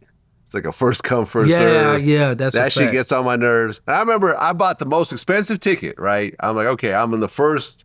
I didn't realize there was no, there was no actual seats, but I'm like, okay, I paid for the most expensive one, so I'm getting on first. So they're like, okay, anyone boarding with disabilities, board first. Man, them motherfuckers rushed the disability section. By the time I got on, I was in the middle. So this is the bullshit. I said, why am I way back here? They're like, well, the people with disabilities, they took all the good seats. These motherfuckers probably bought the cheapest tickets. Mm-hmm. Yeah, that's what I love. Faked a limp and walked in there. That's right. Give me a wheelchair. Bring me in. Yeah, man, that's how I did it. That's the hustle. Yeah, and like I said, you're going to get where you got to go. So I ride anybody, though, for real, but I got to go with the cheapest, though. I got to go with the cheapest, Vlad. I got to. Well, the Max B case was interesting because this girl, she was a stripper. She was dating Max B, met some dude at the strip club. Took her shopping. He was throwing around a bunch of money. She goes back to Max B, and he sends her and his stepbrother to go rob him, and that turned into a murder. Pooh Sims, the stepbrother, ended up killing not the guy they're robbing, but like his friend who, showed up to bring some more money, allegedly, and they shot the dude in the head. But she was like tying people up. She was duct taping people and so forth. But it was interesting because at the point that the murder happened and they just grabbed a bunch of random items, it was like $200 worth of stuff. Instead of going to the police and saying, listen, I was just caught up in this murder. I was forced to do this. Here's the stuff. I don't want nothing of it. She was transporting the stolen items from location to location until they finally caught her. She also said that Max B told the police where she was. That's how she got arrested. And that's where the whole telling thing starts. I was going to Sin City actually because I wanted to meet Max there because I needed some money. And he knew I was coming there, and it was said that, he helped the police catch me. That's what one of the detectives said on the stand. Vlad, you always say that when somebody do a crime. Instead of you going turn, I done the crime. I'm not going to turn myself in a few minutes later because I know I'm about to go to jail. Well, think about it. If you're a woman, some of them be the most loyal. You go along with someone who kills the person that you just thought you're going to rob. Mm-hmm. In that situation, if she had turned herself in right away, if they didn't have to go look for her, she could say, yes, we went there to go rob somebody, but I don't know nothing, the murder was out of my hands and he forced me, he threatened me, he told me to duct tape everyone, everything else like that. I turned into a victim myself. Because she was even saying when she was duct taping the girl was like, listen, I'm scared too. Just please, just go along with it so they could he can have, because he was like pistol whipping everybody and so forth. I don't know, man. I can see how a girl can get caught up in this. She was like 25 at the time, stripper. Mm-hmm. Not the sharpest girl out there. I think she's kind of on the spectrum a little bit. No, you know what it be? A lot of them, and them strippers in the club too, so a lot of them it be the thrill. Like, I'm about to go hang out with these dude, we gonna pull this crime. And then once they get caught, years later they realize like, that was something stupid I did. Yeah. I should have never done that. But when she say that Max B told the people where she was at, what proof she have? The arresting officer told her that, and then he took the stand and said that on the stand. Who? The officer. Oh, he said, this guy told me to do that? Yeah. Yeah, and what was interesting about that also was that when she got arrested, she told him everything. But she said, well, I didn't realize that I was cooperating because I thought you had to write a statement and sign it. I didn't realize that just talking is cooperating. And I said, well, have you ever heard the term, anything you say can and will be used against you? She's like, yeah, I just wasn't thinking about that at the time. What they did while I was talking, not formally giving a statement, but talking, they had a tape recorder that I did not know about, and they were recording, and they were actually taking advantage of the fact that, they wasn't in, we wasn't in a real jurisdiction, like we were in New York, but they were taking advantage, basically. Like we were in New York and it was New Jersey.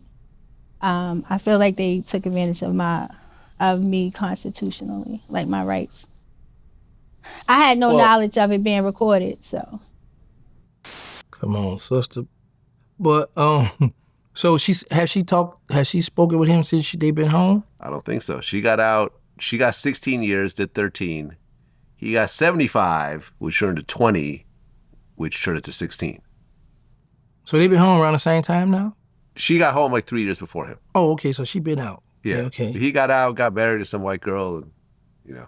You know they don't like that either. Now. I done all this time. You went married her. No, I think you know. She was saying how they were still writing each other and stuff like that. Like I feel like she was like in love with him, and he kind of. So let me ask you this. So the police got on the stand and said, yeah, he told us where she was at. That's how we was able to locate her. Correct. Okay. So she's aware of this, but while they was incarcerated, they still writing each other, yeah, baby, I love you. Yeah. So she accepted all that. Yeah. But now he come home, marry a white woman, now mad day, it all floods out. Yeah, he told on me, he ain't right. Man, this She wasn't even really like that, though. She wasn't like mad at him. She just said, well, you know, when I was arrested, this is what they told me. And then the officer took the stand and said that on the stand as well. It's a little bit of a weird story because if you're involved in a crime, why would you tell the police where one of the perpetrators, where your co-defendant is, especially a girl, knowing that she'll probably lose her shit and start to cooperate? Wouldn't you try to hide that person? Yeah, that was the weakest link. You're like, oh no, I ain't gonna let her get caught, but she gonna tell everything. Yeah, I mean, there's also the whole thing of him allegedly cooperating against his stepbrother, Pooh Sims. But I remember Moschino brought up that Pooh Sims already got life plus 35 years. So what are you getting out of your cooperation? Like, what are the police getting over someone who's already been sentenced to life?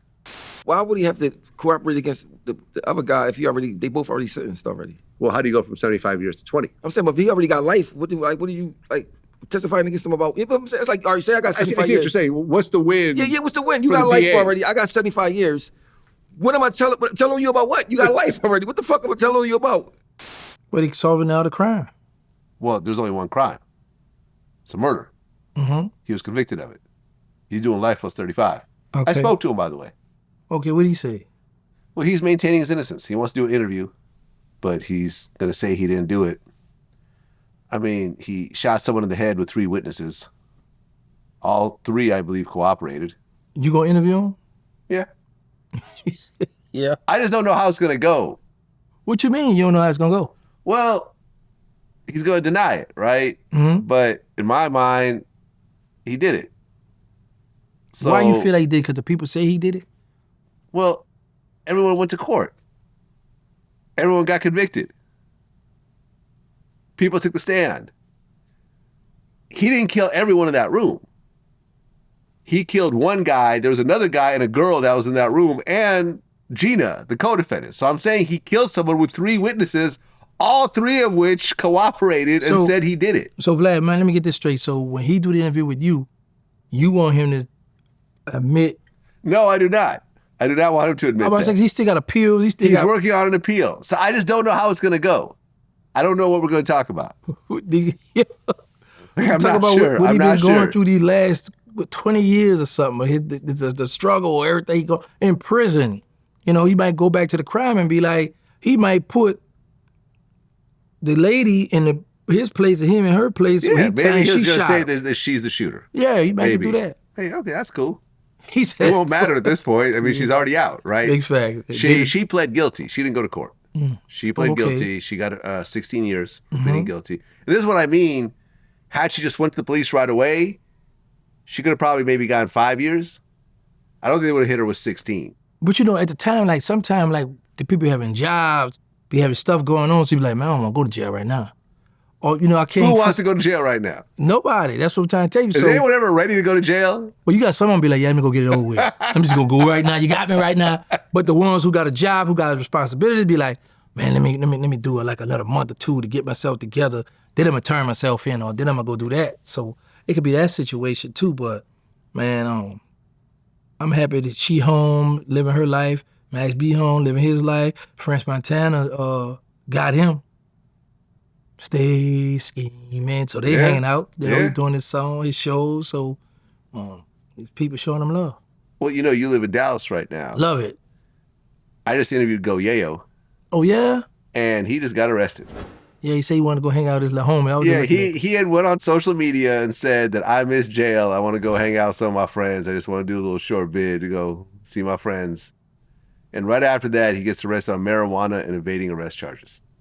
I like Goyeo, man. I like him. I had done an interview with him way back, and then when he got out, he drove from Dallas to here. I was about to do that. You remember? I told you were crazy. I said you're tripping. Roll. No. I said you're tripping, Terrence. You're tripping. You know what happened at the end? You flew out. That's because it was one reason, because I know I had to do something else. But I drove to Detroit the other day, 18 hours there and back by myself. Goyeo told me why he drove. Oh, see, that's something different. It's a whole different reason. Yeah, I'm on hold. Yeah, I know how they got to drive. Yeah, you can put the pieces together. Right. Because he was late. Now I'm like, yo, my man, we've been waiting. He's like, I'm like, the guy to drive here. I said, why? And he told me. I said, all right, I get it. But see, this the thing, though, Vlad, with me. I don't agree with it, but I get it. And I'll tell you what it is. But I think you've already figured out what it is. Yeah, exactly. But I don't care. Like, I did 23 years, 10 months in prison. I don't care how bored I get out here. I never want to go back and see my home. Like, let me tell you what I get frustrated with now. When I go on social media, when I see the dudes in jail frying food and rapping and doing, I'm like, oh, I'm sick of it. Half my life, I turn it off now, you know what I'm saying? So, man, I don't know what, was he might was on them pills, or might was on something to say he want to go do some time, man. Ain't nobody want to go check in no jail. But it could have saved his life as well, though. Somebody might was going to do a drill that day and, okay, he in jail, so he missed it. So you can look at that, but I don't want to volunteer to go back to jail. No, indeed, it's too many women, too much stuff out here. Yeah, no. I was just in a restaurant, in the hotel I'm in, down in the restaurant eating that expensive stuff, watching stuff I don't like, basketball or college basketball. I'm just hanging out with the people, you know. Well, Big U is still locked up. He was representing himself at one point, which I hope he doesn't do. But he's facing a whole bunch of charges. Shout out to Brick Baby also. Oh, I'm gonna say shout out to Big U. I never got a chance to meet Brick Baby. Yeah, but he was a regular on my show before he got locked up. Okay, yeah, I talk with. But I know Big U. Me and Big U have been cool for years. He did an interview. We kept in contact. Mm-hmm. That shit was sad, man. I mean, do you think there's any chance he can walk away from this? No. Why? Because 99% of the time when the feds got you by the balls, they got you. And when you got too many co-defendants, what happens is the feds gonna dangle in your face. Look, you're looking at a life sentence. However, we'll give you a year or we'll give you 2 years. So guys will go to plan in their mind like, man, I'm just gonna go and give him this information, hoping Big U don't go to trial, because if he don't go to trial, he's not gonna know I gave all this information on him, and then they're gonna give me a 5K1 and cut my time, and I'm gonna be able to go to these, because the Fed have changed, whereas there are a lot of yards now where pedophiles, dropout gang members, snitches, everybody could walk the same yard. So they got different prisons now that they could go to now, so they're gonna look at, man, I'm gonna go over here, and then I'm just gonna move somewhere else. So I don't see him getting off that, no. Well, what if he cooperates on a bunch of murders? Oh yeah, then he up out of there. I mean, I thought you just said it's going to trial, getting off. But yeah, if he cooperates, of course. The Fed's always open. Not to say he knows about any murders. I'm not putting that out there. I'm just saying, but let's just say if he do, it gets to the point where it's like, all right, I know about 3-4 murders. I'm going to cooperate on all those, and they're going to give me time served. It would have to be a situation where Big U got to say this. At this point, yeah, I know I'm the big homie for this gang set. However, I got a wife and children. So now, am I going to be selfish and be like, you know what, I'm about to just die in prison, or I got a way out of here, and I'm going to leave the gang alone, because you know once he violate, he can't be in the gang no more. Right. But I'm going home, I got my family. Right, because his son got killed not too long ago. Yeah. Bad situation, man. I saw that. Big U's a cool dude, man. Like, I literally, I'm reading through the indictment, and he's extorting this and doing that, and I'm like, I mean, he could have really tried to extort me if he wanted to. There's never been any of that. Here I am, I'm in LA, I'm dealing with other gang members and doing interviews and making money out here and moving around. He could have, hey, listen, I'm going to make sure you're good out here. I'm going to give you make sure none of these dudes fuck with you, but you're going to have to kick back this and blah, blah, blah. Never had this type of conversation, ever. I swear to God. So hearing all these charges, I'm like, is this really true? Or are they just throwing everything at, you know, in the paperwork, hoping that he'll just take the plea deal or cooperate? If they offer him 20, I see him taking that. 30, maybe, but if he got more than one murder now, they're gonna try to give him at least 35 to 40 offer. He's about 55 years old. Yeah. Get out of 75. That's the problem, it's the age. If he was 25, all right, take that 20. You know, because I always say, like, look at Big Meech and Southwest T. They took 30-year plea deals. Everyone thought, you know, they were stupid. Oh, how you going to take that much time? They're both home. Yeah, enjoying life. Enjoying life. But see, they had just drugs. They didn't have no violence. So Big U got this violence. Yeah, well, and how they weren't charged with the violence. But here, there was violence in BMF. Right, but let's just keep it 100. Right, but I'm talking about T and Meech played to drugs. True. And here, what happens is this: when we plead out, the laws change for drugs, so they caught a break. Right. Whereas with him, if he plead out, he gonna plead out to them bodies. Ain't no law gonna change for no bodies. You gonna do that time. But but here's the thing. Well, no. Same with the bull. But Sammy cooperated.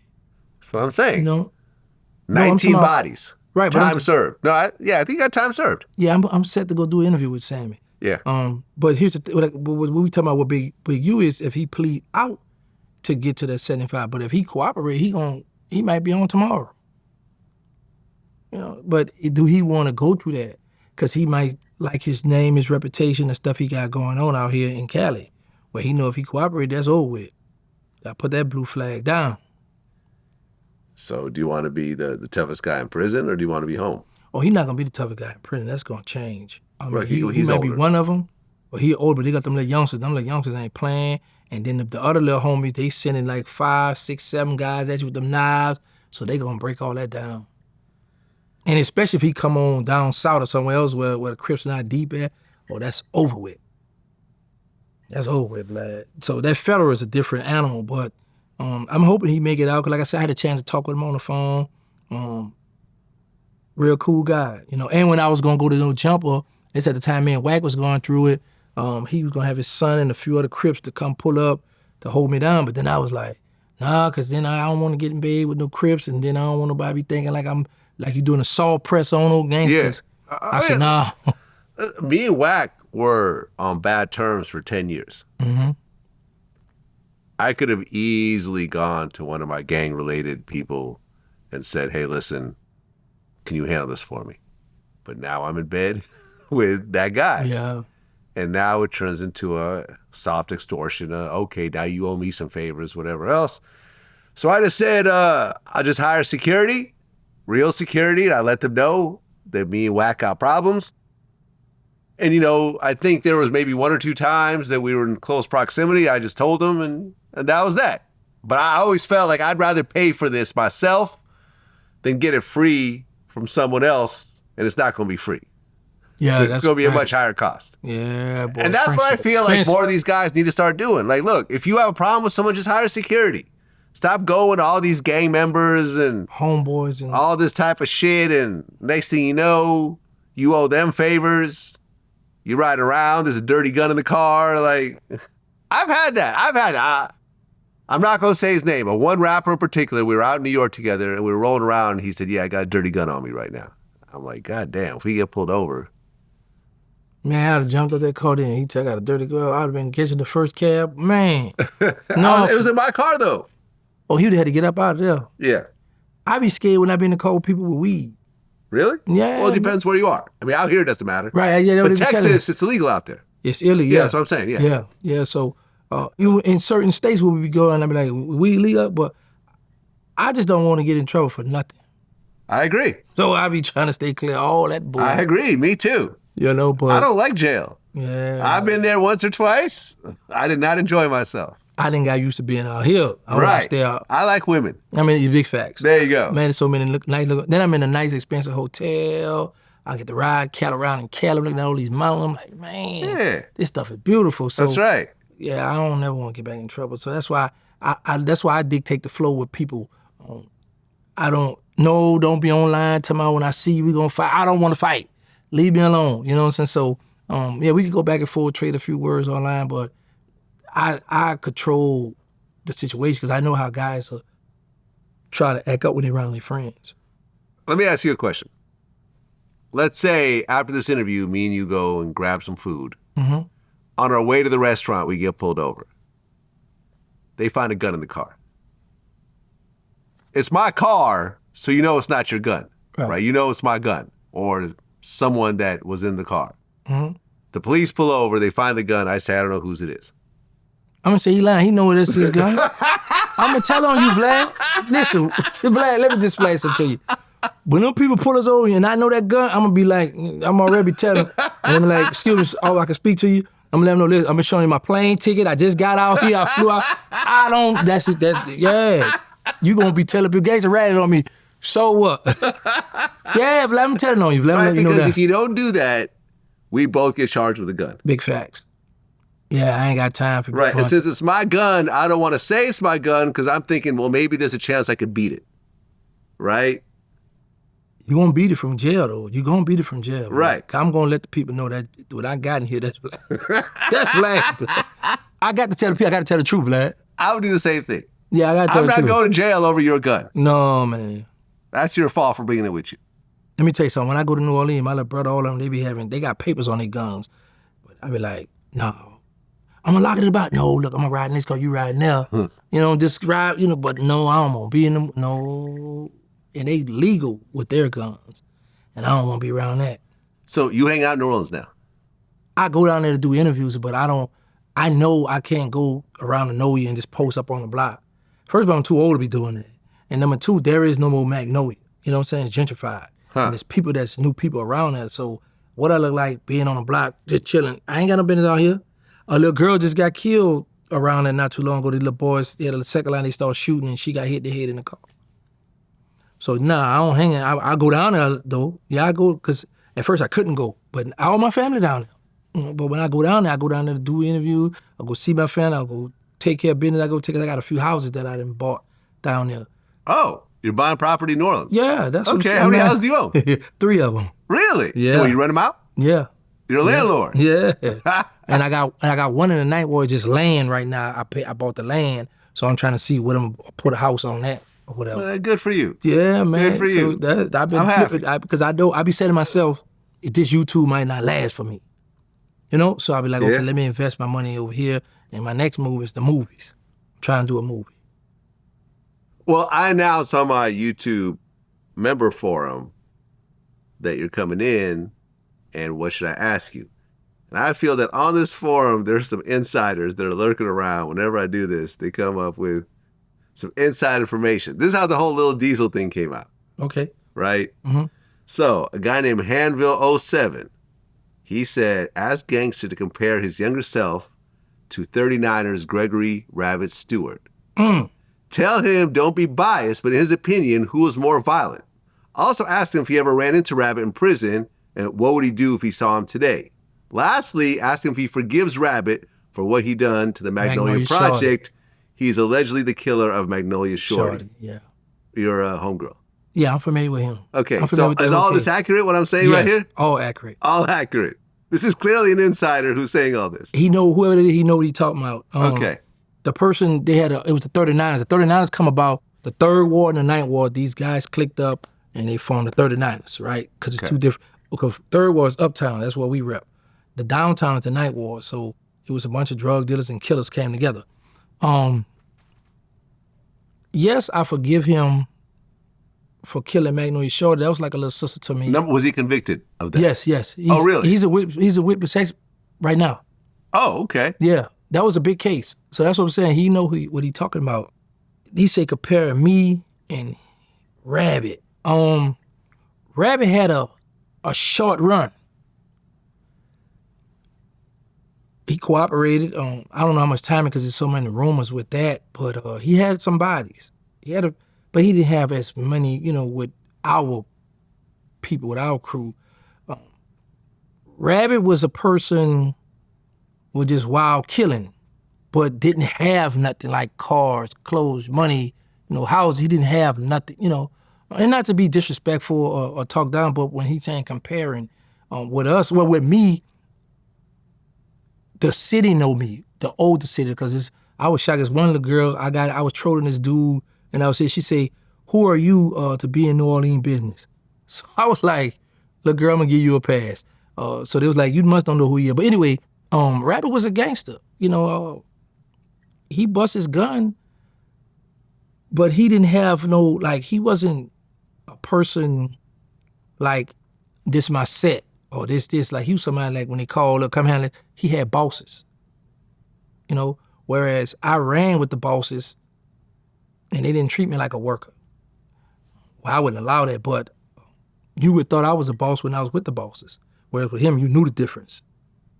And like I said, they had their little one little run, but then they, got locked up by the feds. But yeah, I actually found the Fed article about it. New Orleans man Gregory Stewart, responsible for killing Magnolia Shorty, pleads guilty to participating in several gang-related murders. Mm-hmm. Right. Yeah.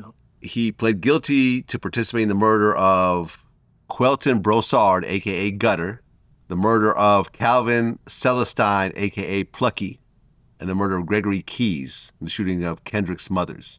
All these murders were committed during the course of and as part of the conspiracy to distribute heroin. Yeah. He also pled guilty to participating in a conspiracy to use firearms in furtherance of his drug crimes and admitted that the conspiracy to distribute heroin involved 20 to 30 kilograms of heroin.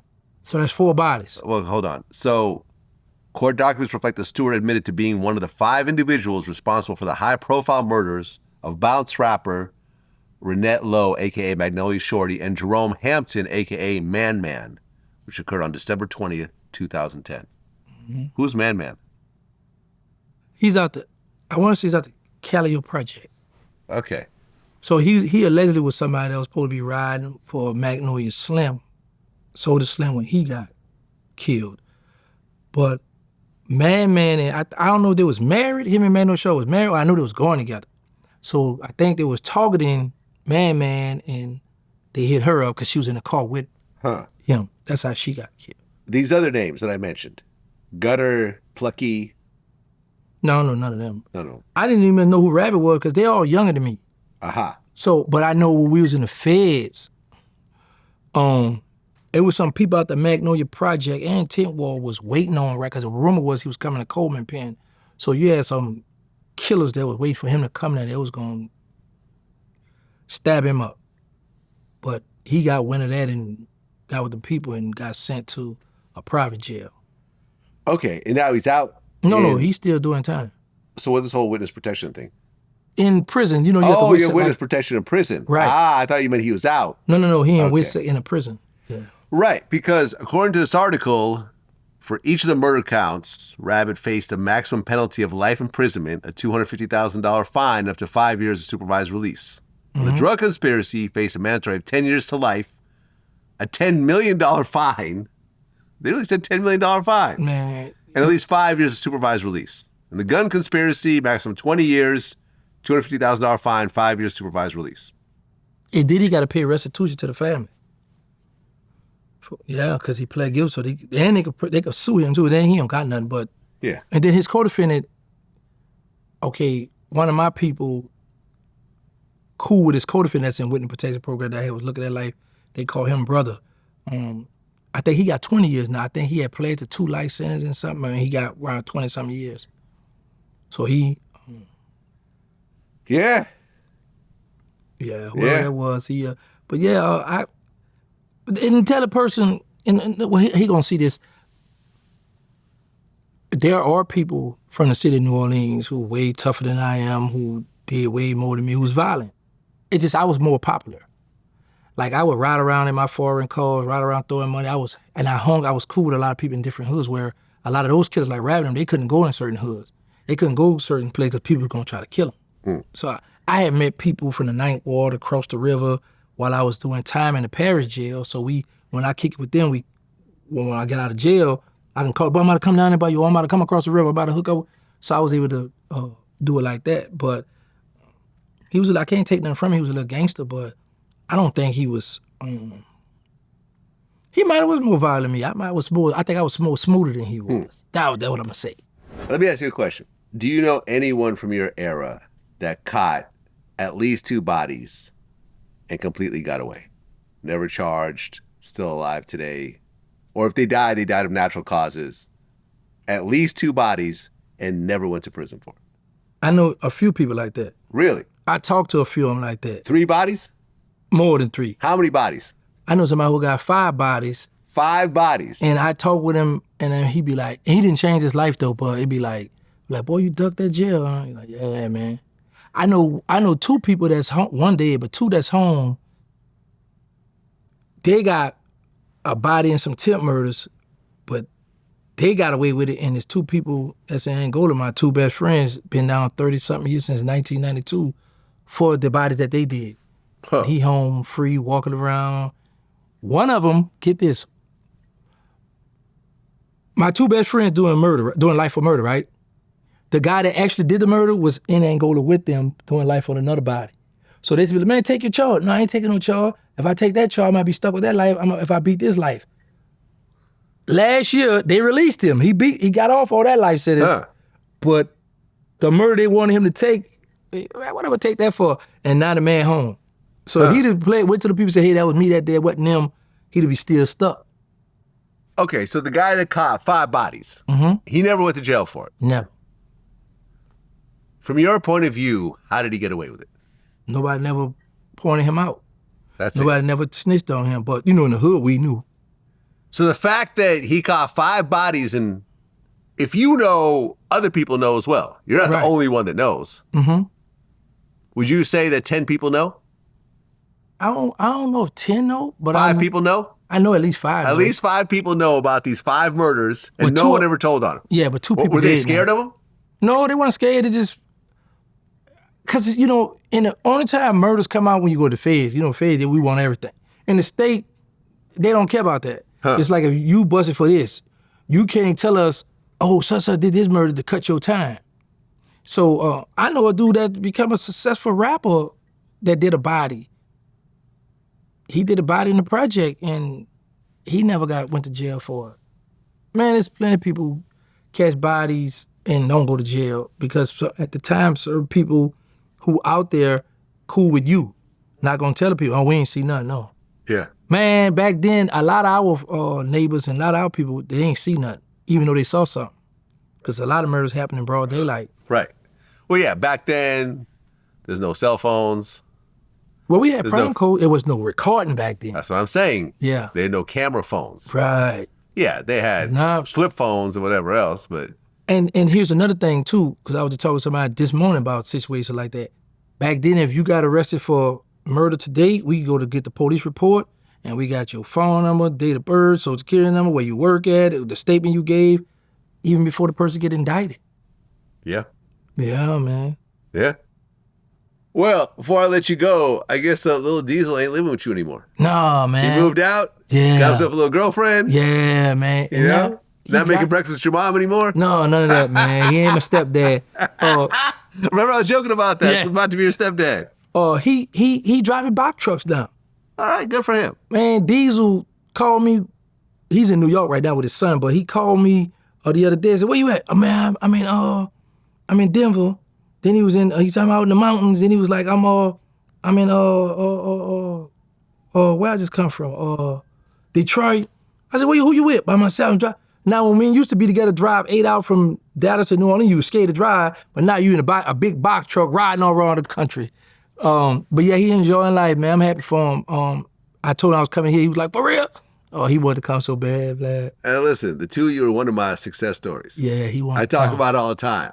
People like to say, oh, Vlad is bad and all it does, he just gets people arrested. It's just negative. Yeah, but look what I did here. This what Two arch enemies are now best close friends, yes. Live together. Love him. We check on each other all the time. I had to talk about you the other day, and this what I tell people, and I want the people watching this now to understand this. Why be mad with Vlad? You ask the questions that the people like me and all us, we want to know. It's up to the person you interview and answer the question. Yeah. So no matter what kind of question, how it come out, police or whatever come out, it's up to the person to say, well, yeah, Vlad, I walked him down on this day, that time. Okay, you getting yourself in trouble. You only doing, your journalist work. So I don't never look at it like that. Well, and on top of that, nothing I've ever done has ever affected people's criminal cases. Aside from the Keefe D case, possibly. What's going on with him? his case, well, he got into a fight in jail, so they like sentenced him to like I think 14 months in state prison. So they're letting him do that, and then they're gonna bring him back, and then he's supposed to go to trial in August. So he got a year and something. He must have stabbed a person, beat the person bad for to get a year. I guess. I think it was just a fist fight, I think, but I don't know, maybe not. Man, you got a year in jail for a fight? Yeah. Wow. Yeah, I don't know how bad it got. Maybe there was weapons involved. He had to, I'm man, not before sure. to go to outside case. Before we go, I want to correct something. So there's this Instagram name is a person got called Terrance _Gangsta _Williams. He had been trolling people. He had been doing a lot of stuff. So he contacted a female and threatened her, said all kind of stuff about doing stuff to her, having her beat up and all this. Her brother came in my DM, hey, don't put my sister in this beef, whatever y'all got going on, because, you know, I got people where you live at, and, you know, we were spinning up. Like, so I had went in tunnel vision for a second. Only thing I just remember where we were spin. So I'm like, oh boy, you talking my language now, because now I'm like, okay, now you threatening me. I don't know your sister, I don't know what's going on, but I found out it's a different page. I only have one Instagram page called Terrance Gangsta William Home. I don't own no other burner pages. I don't troll people on fake pages, because if I'm gonna say something about you, I'm gonna say it because I want you to say something about me so I can come up off you. But I wanted to make that clear because I know a lot of people watch Vlad, and people been asking me, when you going back on Vlad? I said, man, I don't know. But yeah, I want to make that clear because that could have been something violent, and come to find out, the people at Uncut Barbershop in New Orleans, they knew him, so they got us on the phone and we was able to talk. And I'm like, bro, that's not my pay. I don't know nothing what was going on. You know, shout out to the Village 615, good dude, and also checked his NOLA vlog. So they've been very helpful. And you know my bro Crypto Jeezy, he came in New York, you met him. Mm-hmm. But yeah, I wanted to make that clear that I don't have no other fake page burner, because you got guys, they send it to me and I see people from New Orleans who don't like me talking to this person thinking that's really me. And I'm like, you know my page, you know how many followers I got. So I'm like, man, these people crazy, but I just want to make that clear. I only have one Instagram page. If I'm going to say something about somebody, or if I'm going to troll somebody, it's going to be from my page. Terrance Gangsta William Home. Not all them other fake pages, Terrance _ all this. I only have one page, one Instagram page, and it's at like 82,000 subscribers, whatever, or followers. 82,000 followers. That's my page. My Facebook page is Terrance Emmanuel Williams. Only one Facebook page. I don't have no other Facebook page. That's all I have. That's all I personally run. So for those who've been going back and forth with people thinking it's me, leaving comments thinking it's me, that is not me. I just told y'all what my page is. So if you have a question or something, come to my page, ask me. Don't be entertaining all that bull crap, because that could have turned violent. Well, I mean, do you really take a DM threat like that seriously? I've had so many of those. Yo, when you come to New York, you're going to be dead. And like the dude is like, you know, sending me a DM. I remember this one time he said, when you come to New York, you're dead. And I looked at this dude's page, and he's standing next to his car with the license plate visible right there. And I'm looking at this going like, the reason why I take it serious, I could go to the police department and turn this in, and he'll get arrested for this. Yeah. The reason but I didn't do it because I'm looking at this going like, I don't think it's serious. I think he's just, you know, there was rumors about, you know, someone being connected with an interview who went to jail, and you know, he was part of that whole thing. I think he just got mad, sent a DM. I don't want to ruin his life over some little dumb move. And I don't think he was serious. Because I was in New York when I saw the DM. Mm-hmm. What's he going to do? The reason why I take it serious, Vlad, because when I look at that page, if I know it's not a dummy page, like a lot of people got the fake pages. Right. But when I see it's a real page, real followers, real comments, and he have a picture of him, and I've seen this guy before, I'm like, okay. You've seen the guy before? Yes. I had just seen him at an interview. Oh, so this was somebody you actually have met before. Oh, right. So it's not just a random. Okay, with my case, it was a random. Right. So, and he was talking like he ready to go to war, send somebody to do something to me about this. And I understand it's his sister. But like I said, the only way if I told your sister something is because she might have got in men business. And I might have trolled or say something back to her, but I'm not going to pay nobody to go beat her up and I don't do all that goofy stuff. But come to find out, we worked it out, we talked. Like I said, the guys at Uncut Feelings, they had got us on the phone together. And then right after that, when I went to go do the interview, he offered to come pick me up at the airport. I said, no, time out, slow down now. We can't move that fast. And we just was about to go to war, and now you talking about picking me up. But I was happy we was able to work it out through them. But it go to show you how people could get hurt. Just imagine if this guy didn't reach out to me. Just imagine he just would have waited for me to come to New Orleans and then had me attacked. You know what I'm saying? Or shoot me when I get there. So I was happy that I was able to reach out to Uncut Feelings, and they got us on the phone, man. So shout out to them. But I just want people to know, using them fake pages, y'all have to be patient and make sure that this is the person, because that could go real bad. And people looking at my old reputation and thinking, well, whatever this threat is, he's serious about it. Man, matter of fact, I'm going to get me some king cake. They just don't know I want gumbo and king cake when I go to New Orleans. Man, I don't want no problem for that, Well, before I let you go, you had talked about some situations in prison. I guess you almost killed someone in a prison riot? Yeah. No, it wasn't a riot. It was just, so, all right, when I first got there, you know how people might look at you and see if you quiet, like, okay, they got what you call a holster. Like, man, we ain't gonna hold this knife on us, we gonna let him hold it. You know what I'm saying? So, but they don't know, in my mind, I'm like, yeah, I need a weapon because I don't know who all is who, So, one of my Muslim brother from DC had come there, and he was getting transferred, but they got tables in the unit, so people like to claim tables, so when it's time to eat, they got so well they're gonna always be able to sit down and eat, because there's not that many tables in the unit. Now you gotta go in your cell or stand up and eat, whatever. So one of his homeboys was in there, and I had explained to him, I said, listen, all I do is be on the phone, the computer, in my cell. If you have a problem, let me know, I'm there for you, blah, blah, blah.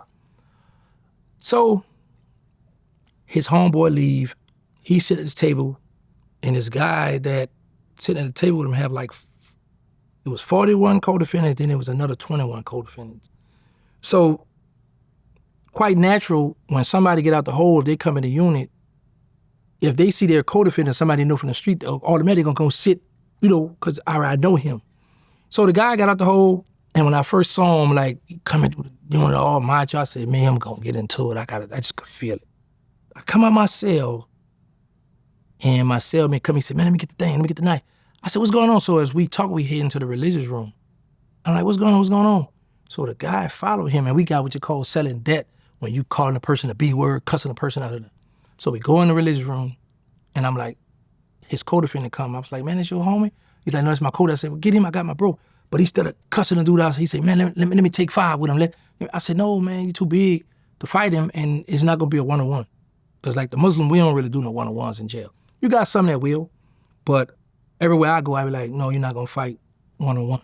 So the dude left. So he was like, man, kill Mo, I'm gonna kill him, I'm gonna stab him up and all that other stuff. So I was like, nah, chill out, bro. So the dude go up to his cell, so he come down. It's like 17 stairs, bro. So I go up these stairs. He back at the guy's face, pointing his hand, and that guy just stole off on him. I ran up there, so we falling. So I try to hold to protect him, and then all this weight, the gravity is pulling us down. So we going downstairs, blah, blah, blah, blah, blah. So when we hit the floor, now I'm ticked off now. So I see his co-defendant standing there, and I'm like, well, bro, you and my brother play chess every day, so why don't you try to stop these two? Because y'all play chess. Stop them from fighting. So he watching them fight. So at that point, I was like, all right, I'm going to kill him and him. So I ran to the religious room, got the knife. I stabbed him first, and then they was on the floor fighting. And when they saw me coming, they both looked. So he got up and ran, and he fell down. So when he fell right where I'm in the middle of the floor. Everybody was out the way, the cameras. And I stood over him, Vlad, but then I thought, I was like, man, you trying to get off this life. If you stay at this man, you going to get another life sentence. So when I stopped, his co-defendant snuck behind me, punched me in my jaw. It wasn't too hard, but later on, it was kind of hurting. And then I chased him, he ran off. I went to my cell, I bent the knife. I bent the knife and flushed it. I still got a knife shot anyway.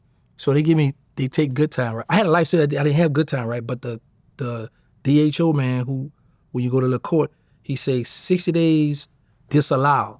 So in my mind, the word I'm thinking disallow. I'm like, oh, okay, well, that mean don't worry about it because he don't got it. So I go in the dictionary, because I like to go in the dictionary a lot, and they say, hold it until you get it. I said, what the world, what kind of law is this? In jail, they say disallow. So that stuff freaked me out, but yeah, man, I almost caught, I got that right up at my house too, stabbing that guy, and then I got caught with a 10-inch shank behind the bed in my cell. Because a lot of people, they want me. Like, if I go in the dome, they didn't want me there. Because the first thing in their mind, they know they're going to get stabbed. See, a lot of dudes, them youngsters like to fight. Well, yeah, you talked about how to survive a prison fight. You said to always go for the kill shot. You got to, man, because if you stab somebody, this always been my motto. If you come to my cell, Vlad, with a knife, that's both our knife. What I mean by that is, if you don't have that knife taped up or a string on it, you just come up with I'm going to eventually try to wrestle you out of that knife, because that's my mind is survival mode. So when you go at a person, if you stab a person in the arm or hit them little weak spots, they still got strength. So in their mind, I need to survive. So they trying to take that knife from you, and they take that knife. My homie, he's deceased now. He sent the homeboy, he stabbed the stabber dude, but the homeboy was faking. So he tried to stab the dude at the top of the head, he playing. So my homeboy got mad. Oh, he's deceased, that big bouncer. Everybody knew him.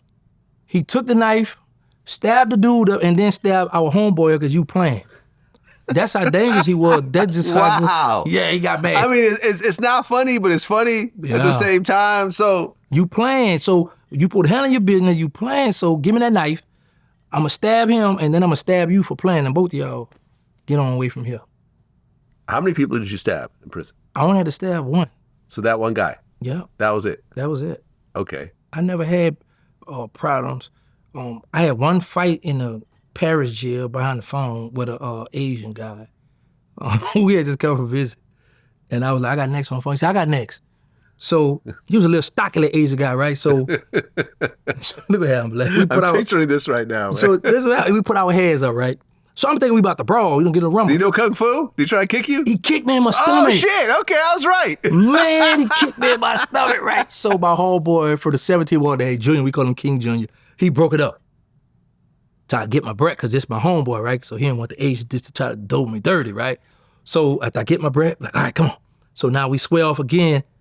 I try to kick him back. I wanted my lick back, right? He grabbed my leg.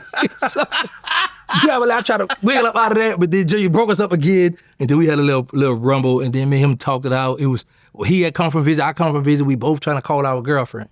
But yeah, I got to that fight in the Fed. I got to that fight, and when we was in Yazoo, one of my homeboys done cat out in the 7th Ward. This guy from Alabama used his money on his phone, and I sent for the homies to come down there. 15 made it in the dome. Yeah, about like 20 to 30 in the stairway trying to get to the dome, and like 20 downstairs for one guy. But like, all them old book, like, man, I've never been extorted. I've never been beat up in jail. I've never been jumped, crowded, banked, whatever they call it. Nobody never stole nothing from me. I've never been ran off a yard. Like, I'm thankful, and I thank God that this never happened, because I've seen this happen to people. I've seen a guy had to get ran off the yard with his boots on and boxing drawers, no shirt on, nothing else. Get up, go, get up top. Well, I packed my pictures in my stuff. My family sent me my letter. No, go. I've seen that. I've seen guys get humiliated. I've seen guys come to the yard when you go to the pen. If you don't got your paperwork yet, they'll have 2 people assigned to you. So when you got to go to the rec yard, you got to go get something to eat. 2 people gonna walk with you at all times, right? So this guy, I know he had cooperated. He was in Beaumont, bloody Beaumont. He waited till they call a move where you got 2 moves. You got to move where you got one where you go in 5 minutes, then you got to go out, traffic 5 minutes. He waited till the traffic was coming in. He snuck out that unit and went to the hole, told the people, man, y'all know I can't be here. But what guys do when they first get to a penitentiary, they know they told, because the people gonna give you 30 days to get your paperwork. So they gonna go in that yard, because they want to get something to eat, take a hot shower, look at some of the games, might run a little bill up, or might try to, win some money, whatever. And once that time, get the ticket down, then they'll sneak off and go to the hole and get transferred somewhere else. Yeah, man, that's why I be telling people, bro, that prison life is not what's up, bro. Yeah. Feds is too much politics, bro. Too much, especially them gangs.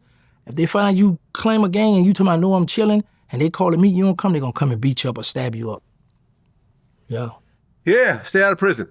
Oh yeah. Stay out of prison. That's too many ways to make money legally these days. Too much. Honestly. Man. There's too many ways to make money legally, live a good life, wake up, go wherever you want, buy a $30 Spirit plane ticket. Yes. Get the window seat. Get the window seat. Wind up in some different part of the country. Yeah, man. Like, I love Spirit, Vlad. I really do. It's cheaper. Okay. For my budget. You know, now That's once cool. I get to that different tax bracket, I might look at Delta. Yeah. I came here on Delta with the TV. Right. I said, I can get used to this. Well, but then we got those tickets though for you. That's what I'm saying. That's why I got. That's why I'm able to talk. We were gonna fly you in on Spirit. You never do. You never fly me on cheap. I would say that, but I'm just saying. we never do. Well, because I wouldn't fly on Spirit. So what do I look like flying my guests in on Spirit? You always take care of me. That's a fact. So exactly. Because a female had told me this, that there was a TV. I said, I didn't remember. I said, well, Andy, give you the headphone. I said, okay, I like Delta. Then I'm thinking about, man, no, that might be too expensive. It's out my budget. Well, listen, I have a back-end system that keeps track of all my costs and profit and everything else like that. And I posted this on Instagram maybe about a month ago. I looked it up, and since we started keeping track, I have paid over $1 million in appearance fees to my guests over the course of like 5 years. I don't think anyone's done that. Not in the hip-hop space. No, I don't think, but let me ask you this. So you tell us what you didn't pay, why you didn't tell what you didn't make? I made a profit. I made a profit. But I took all the risk. Yeah, of course. Yeah, because that's how it works. I've paid 2 people, I'm gonna tell you when we get off, that I didn't make my money back. That happens. Like every year there's like a couple of interviews that I lose money on.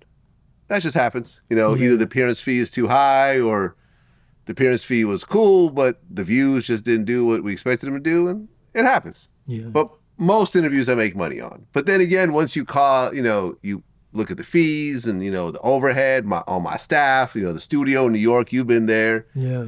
We have to make money because the burn rate is so high. Right, yeah, you got 12, I think like 10 employees, I think, in a New York studio, LA studio, my salary, everyone else's salary. People got 401k. I make sure all my staff has health insurance, everything else like that. Yeah. It's cool to work at VladTV. Oh, that's a fact. Yeah, but we spent, people like to call me a culture vulture and, don't go on VladTV, go to this other platform. There's no other platforms, including the Shannon Sharps of the world and the Gillian Wallows and all these places that people like to, praise and so forth. None of the radio stations, shout out to the Breakfast Club and Big Boy and, the Hot 97s of the world. They don't pay anything. And I've been on those shows. Oh, yeah, I know too. Yeah, they don't pay. That's a fact. I've been on Breakfast Club a bunch of times. I never asked for money. Well, Breakfast Club not going to pay because they call it payola. I mean, when I first come on. Well, it's not payola. Oh, it's not? No, payola is when like a record label pays a radio station to play a certain record a bunch of times. Man, the radio station told me, I said, man, he said, no, man, because we could get in trouble for that. They call pay. I was like, all right. Not for an interview. Nah. That's what they told me. Nah, they're just playing you. Well, I ain't do it anyway, but let me tell you something. When I first come home after I did the video interview with you, so I get on the phone with Wallow. Mm-hmm. Wallow, forgive me for this now, because I didn't know, right? So Wallow, hey, man, you want to come on straight? Like, y'all, we don't pay nobody. All right, well, I ain't coming on. He said, well, so he's like, well, I'm willing to give you $500 for 11 minutes or 12 minutes, something like that. So when he told me that, I thought he was being disrespectful, so I hung up. Huh. And it wasn't until years later that when I go on these little small platforms, I get $500. $750. I'd be like, how many followers you got? You your monetize? No. I'd be like, okay. And I'm like, man, why don't them? So yeah, I thought I was being played. Off the porch, they contact. I said, what y'all going? Oh, we don't pay nobody. That's why I never went on off the porch. That's why when I see all this going off the porch, and then that we reach out to them, or my other little partners in New Orleans reach out to them, they have small platform and they be wanting 2,500 and 35. I'd be like, now you just went on this platform for free, but you want to charge the little people, so. Yeah, that was kind of like my beef with Marlon Wayans when we started going back and forth. And I was being an asshole because I took a bunch of private conversations and started exposing. And I apologize about that. But my point when we talked was like, you go on all these platforms of people that I know. Whether it's Breakfast Club, Nori, on Drink Champs, whatever. I know they don't pay. And that's cool. With those people I know, that's cool. But to charge me some insane amount when you're doing a bunch of other similar interviews for free doesn't make business sense, because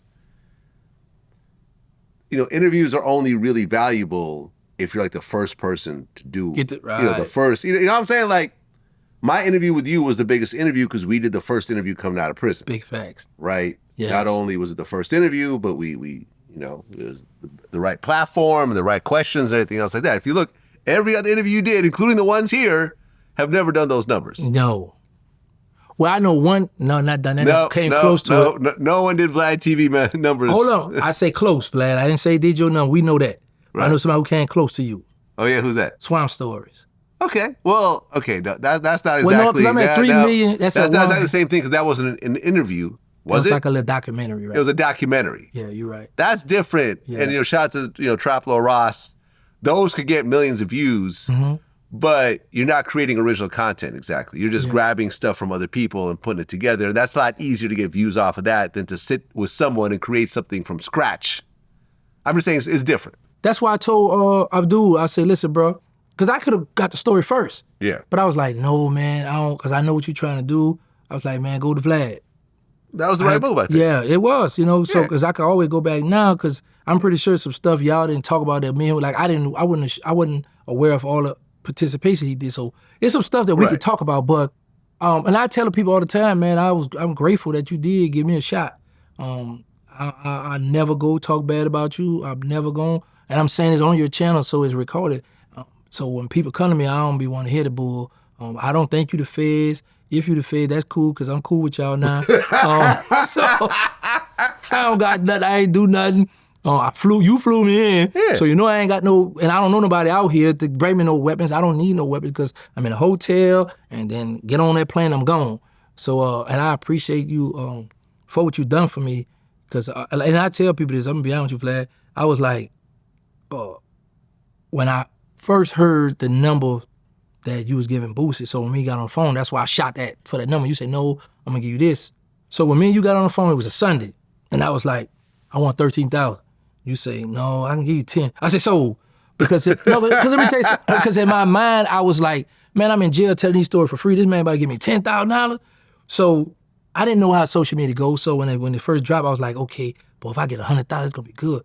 But I didn't know, like, on your side of the thing that no, it's more because I got to get my money, right? I didn't know that. I'm thinking 100,000 views is outstanding, So shout out to Sean in Atlanta. He was on calling me up. He said, man, you better do this, you better do this. And we watched it, I'm like, man, this thing going crazy, it's going crazy, going crazy. And you gave me my shot. So I'm always going to be forever grateful for that. And then from there, I just been watching how you've been doing things. I'm like, okay, I'm going to try to start structuring it like that. Do me a little interview, do a little reaction video. But my ultimate goal really, Vlad, is to start doing movies. I want to get off the YouTube and start doing movies. That's what I really want to do. Yeah? I mean, listen. Lots of people have done it, including your brother. Yeah.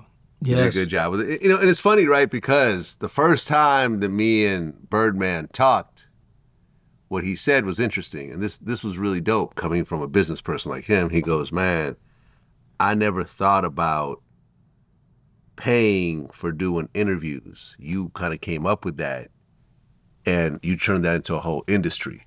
And now people got careers out getting paid for interviews, and you're the first one to really do that. I got to salute you for that. And I'm like, wow, that's dope, considering the business success that baby has had. He's telling me how he respects something I've done business-wise. I'm like, yo, that's dope. That's a moment for me. No, that's right, though. And I think that's true because, look, people like yourself, you got paid $10,000 for the first time, but you turned that into a whole career. Yes. That wasn't the last check you ever got. Right. Not only did I keep, paying you to come back, but other people started booking you and you started creating your own platform and everything else like that.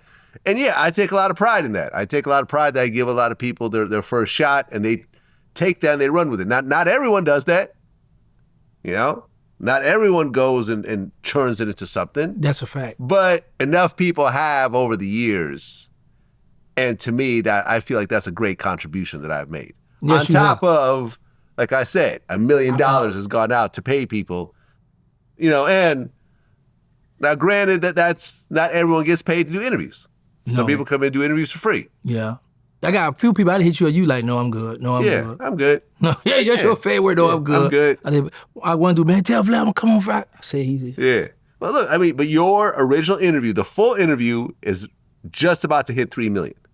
It's 2,956,000. Come on, y'all, go ahead on support that. Give me the 3. Go ahead and support that. But that's not the only clip. There's another clip that did 650, another clip that did 600, another clip that did 400, another clip. Yeah, that first interview probably did, I don't know, maybe 10 million views altogether. I know a lot of people recognize me from Vlad, and I had people hit me, when you gonna be Vlad? Remember you text me about a month ago? I said, he must have made a mistake. No. Sometimes I just get caught up with too much shit. Yeah, I was like, man. Yeah. I said, I just get caught up. I'll hit someone and then I'll get 10 other text messages and so I forget to respond to the first one. That's all it is. Okay, this is what I need to know. Yeah. Are you gonna interview my homeboy? Who's that? Ripper. Skip from the Melt. He the one who killed the original Hot Boy Sterling. Oh, so you're in contact with him? Yeah. And he wants to do an interview? Yeah. And you're cool with that? Yeah, of course. Of course? Yeah. But he killed your friend? Bring him on. Okay. I'll come here with you when he come. So have you guys ever talked to each other? Yes. Have you guys seen each other? Yes. Okay. And it's all good? Yes, Vlad. Okay. I'll call him when we get off here for you. All right. I'll get him on the phone for you. All right. Yeah. All right, let's do it. Let's do it. You got me on camera admitting, good, confirming it, so there you go. And listen, and hear me, and I'm gonna say this while we're on camera. I don't know if you want to put this part out or not. Interview him. Whatever y'all do, all day I want you to do is fly me back out here, put me in a hotel. I ain't charge you for this interview. Me and him are gonna do it nothing. All right, let's do it. Yeah, let's do it. All right, that's what it is. Until next time. Peace. $100 grand for this here.